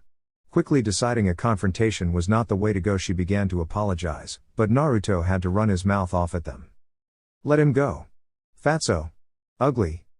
Watch it. Sakura noticed his hit I ate wasn't Konoha's when he tilted his head to sneer at them. I hate brats, and I won't go easy on you just 'cause you're a girl. Naruto jerked back as if struck and got that grin on his face that said he was about to do something stupid. Before anything worse could happen, the foreign girl put her hand on the weird guy's arm. Let it go. We'll get yelled at later. It didn't seem like he'd listen. Fine. As soon as I teach this shrimp a lesson, he gave Konohamaru a shake. Naruto ni, Nichin. The boy cried. Let him go, Naruto insisted, and took a step forward. Sakura could see his fists clenched at his sides, starting to lift into position. Fatso. Your makeup sucks. Sakura would swear she heard something snap. It's war paint. The older guy roared, and suddenly Konohamaru was on the ground scrambling over and he was nose to nose with her blonde teammate. Now look here. This is clearly Kabuki war paint. Kabuki's red. Yours is purple. That means it's makeup. Maybe I like purple. Maybe you like makeup. Sakura heard a sigh and glanced over to see the older kunoichi pinching the bridge of her nose. She quickly looked back to check on Naruto, but the sense of danger had passed. Now it was just another of Naruto's stupid yelling matches. The other girl walked up behind the black-clad shinobi and walloped the back of his head with enough force to send him crashing to the ground. Shut up. The sandy-haired girl ordered to who Sakura assumed was her teammate. Taking her cue, Sakura pinched Naruto's ear and dragged him away from the older boy. After a few steps she looked back to see the pair bickering with each other and completely ignoring the presence of the Konoha Jinan. It would be safest to just turn and walk away, but the pink-haired girl had a nagging sense of duty that wouldn't let her alone. She swallowed and took a deep breath. Wait, Sakura called before the two walked off. Even if our villages are allies, you need permission to enter Konoha. Please state your purpose for coming here. The two turned back, and the kunoichi pulled something out of her pack. Sakura flinched away, thinking now she'd caused the kunoichi to snap, but instead of a weapon she pulled out a wallet. Sakura flushed when she heard the older blonde quietly snort at her reaction. You must be really green not to know. We're here for the Chunin selection exam. Sakura took a few steps forward to study the card she'd pulled out. It was a passport into Konohagakure. The what? She heard Naruto ask. If you don't know, I'm not explaining it to you, the older kunoichi huffed. Go back to your D rank changing diapers. She looked pointedly at Konohamaru and the other two. Sakura still didn't know their names. Maybe in a few years if you don't wash out your sensei will enter you. After that the two left. As they were about to round the corner at the end of the block there was a swirl of something brown and a third person appeared. It must have been their teammate, but the person was small and they rounded the corner before Sakura could make out much else. Once they were out of sight Sakura let out a relieved sigh and let herself smile. That could have gone much worse. There was a rustle in the tree nearby, but when nothing else happened Sakura gave a shrug. Must have been a squirrel. She was still wound up from the encounter. She felt a sudden pang in her chest wishing Sasuke-kun had been there. She would have felt more confident about the encounter if he'd been there to take charge instead. Then her brow furrowed. It would have been much less frightening if Sasuke-kun was there for her to fall back on, certainly, but then she'd just be hiding behind him like always. And didn't she feel good about having successfully handled it herself? Sakura bit her lip, and with a wave towards Naruto and the three kids clinging to his skirt made her way home. Kakashi tucked his book away when Hokage-sama called for the newest Jonin sensei to step forward. Making the half-ram sign he declared his nomination for Team 7 to join the Chunin selection exam. Asuma and Kurenai followed suit. Heikage-sama gave all of them a hard look. It's been a long time since a rookie team entered the exam. let alone 3, he challenged their resolve. Before any of the Jonin could say anything, a familiar voice cut through the murmuring crowd. "Wait one moment please." The Chunin Iruka stepped forward. "I'm sorry for the interruption, Hokage-sama, I know it isn't proper, but I have to protest. I've taught all of these children in the academy, and they aren't ready. This exam is the real deal." Kakashi could feel Asuma and Kurenai bristle on either side of him, and knew his own hackles were raised. Iruka was a decent guy. He was a great teacher, and Kakashi held a great deal of respect for his ability to put up with both Naruto and his appetite, but Kakashi had been a ninja since before he was born. "I took the exam when I was half their age," Kakashi pointed out with a bit of steel in his voice. He could hear Asuma and Kurenai whispering warnings, but tact was never Kakashi's strong suit. "That's different." The Chunin protested. "The real issue here is Naruto, isn't it?" Kakashi pushed forward, "But from the moment he put on that headband, he wasn't your kid anymore, he became one of my soldiers." The other Jonin were beginning to whisper and Kurenai decided to tell him he'd said enough, but Sandaime-sama remained stoic. Vaguely, Kakashi remembered that this was Iruka's first graduating class. It couldn't be easy on the man, letting go of his students, but it had to be done. He could tell the Chunin had something else to say, he was biting his tongue, but the man held his peace. The meeting continued, and as the Hokage moved on to other Jonin, Kakashi pulled out his book and slowly shifted to the back of the room where Iruka was taking down the minutes.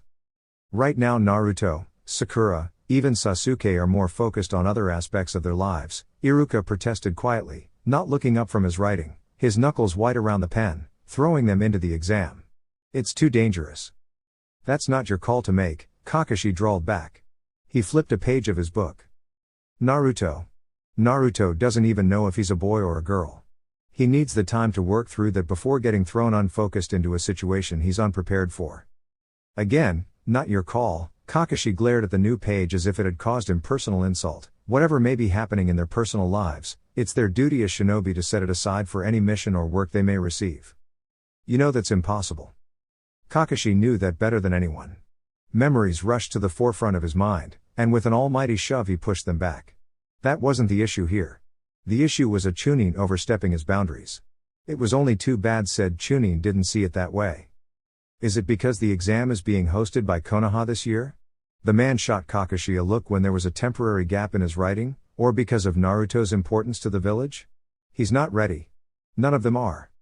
None of them are ready to become Chunin, Kakashi agreed, but all 3 of them are ready for the Chunin selection exam. Iruka's brow furrowed, and he took his time to think the statement through before replying in carefully measured words, his patience as thin as Kakashi's own. "You plan on forcing them to grow. They're ready to grow." Kakashi left the meeting with 3 slips of paper and a headache. After arguing with Iruka quietly in the back of the room, he had to convince the man to give him the participation forms early so he could slip out before Guy had the opportunity to latch onto him. He didn't want to know what the man was after. Where the green beast was involved it couldn't be good. He'd already dismissed his ducklings for the day, so Kakashi tucked the participation forms into his book pouch and made his way to a discreet training field to complete his daily regimen. After working up a good sweat, the Jonin felt much better about how his day had gone. He picked up some laundry detergent and extra polish for his kunai at the convenience store and made his way back to his apartment to fix up some dinner. The next day he met up with his Jinan and handed them the slips of paper. A long explanation ensued, in which he explained the Jinan Chunin Jonin system to Naruto, the purpose of the exam to Sakura and the benefits to Sasuke. In the end only Naruto showed much interest. Sasuke seemed a bit more open to the idea after Kakashi told him there would be strong opponents. Sakura looked nervous. He didn't want to scare her off, but there was one last thing that needed saying. The Chunin exams are no joke. Kakashi winced at how much that statement echoed a certain Chunin's concerns. He saw Sakura pull her arms into her chest in an instinctive and most likely subconscious move to protect herself. He saw Sasuke's eyes sharpen with the knowledge that Kakashi felt the exam would be challenging enough to merit cautioning them. He looked directly at Naruto, who'd shown up in fitted orange capris and a loose yellow t-shirt he kept tugging on. They aren't a place for experimenting. You need to wear the clothes you are most comfortable in. Put your Hittite where it won't be a distraction. Naruto froze with his hands where they'd shifted to the forehead protector turned headband, and be in top form. Naruto was silent for a few moments, his usual smile gone as he took Kakashi's words seriously. Good. Looking Kakashi in the eye, the blonde gave a single nod. It reminded Kakashi very much of Minato-sensei, But before he could lose himself to nostalgia, the look was gone and Naruto was proclaiming his imminent rise to Hokage. Instructing the kids to rest up and think on their decision, Kakashi took his leave. Thank you for following this fanfiction series. Please subscribe to my channel for more engaging fanfiction videos. I appreciate your support. Sincerely, 6 Path Weeb.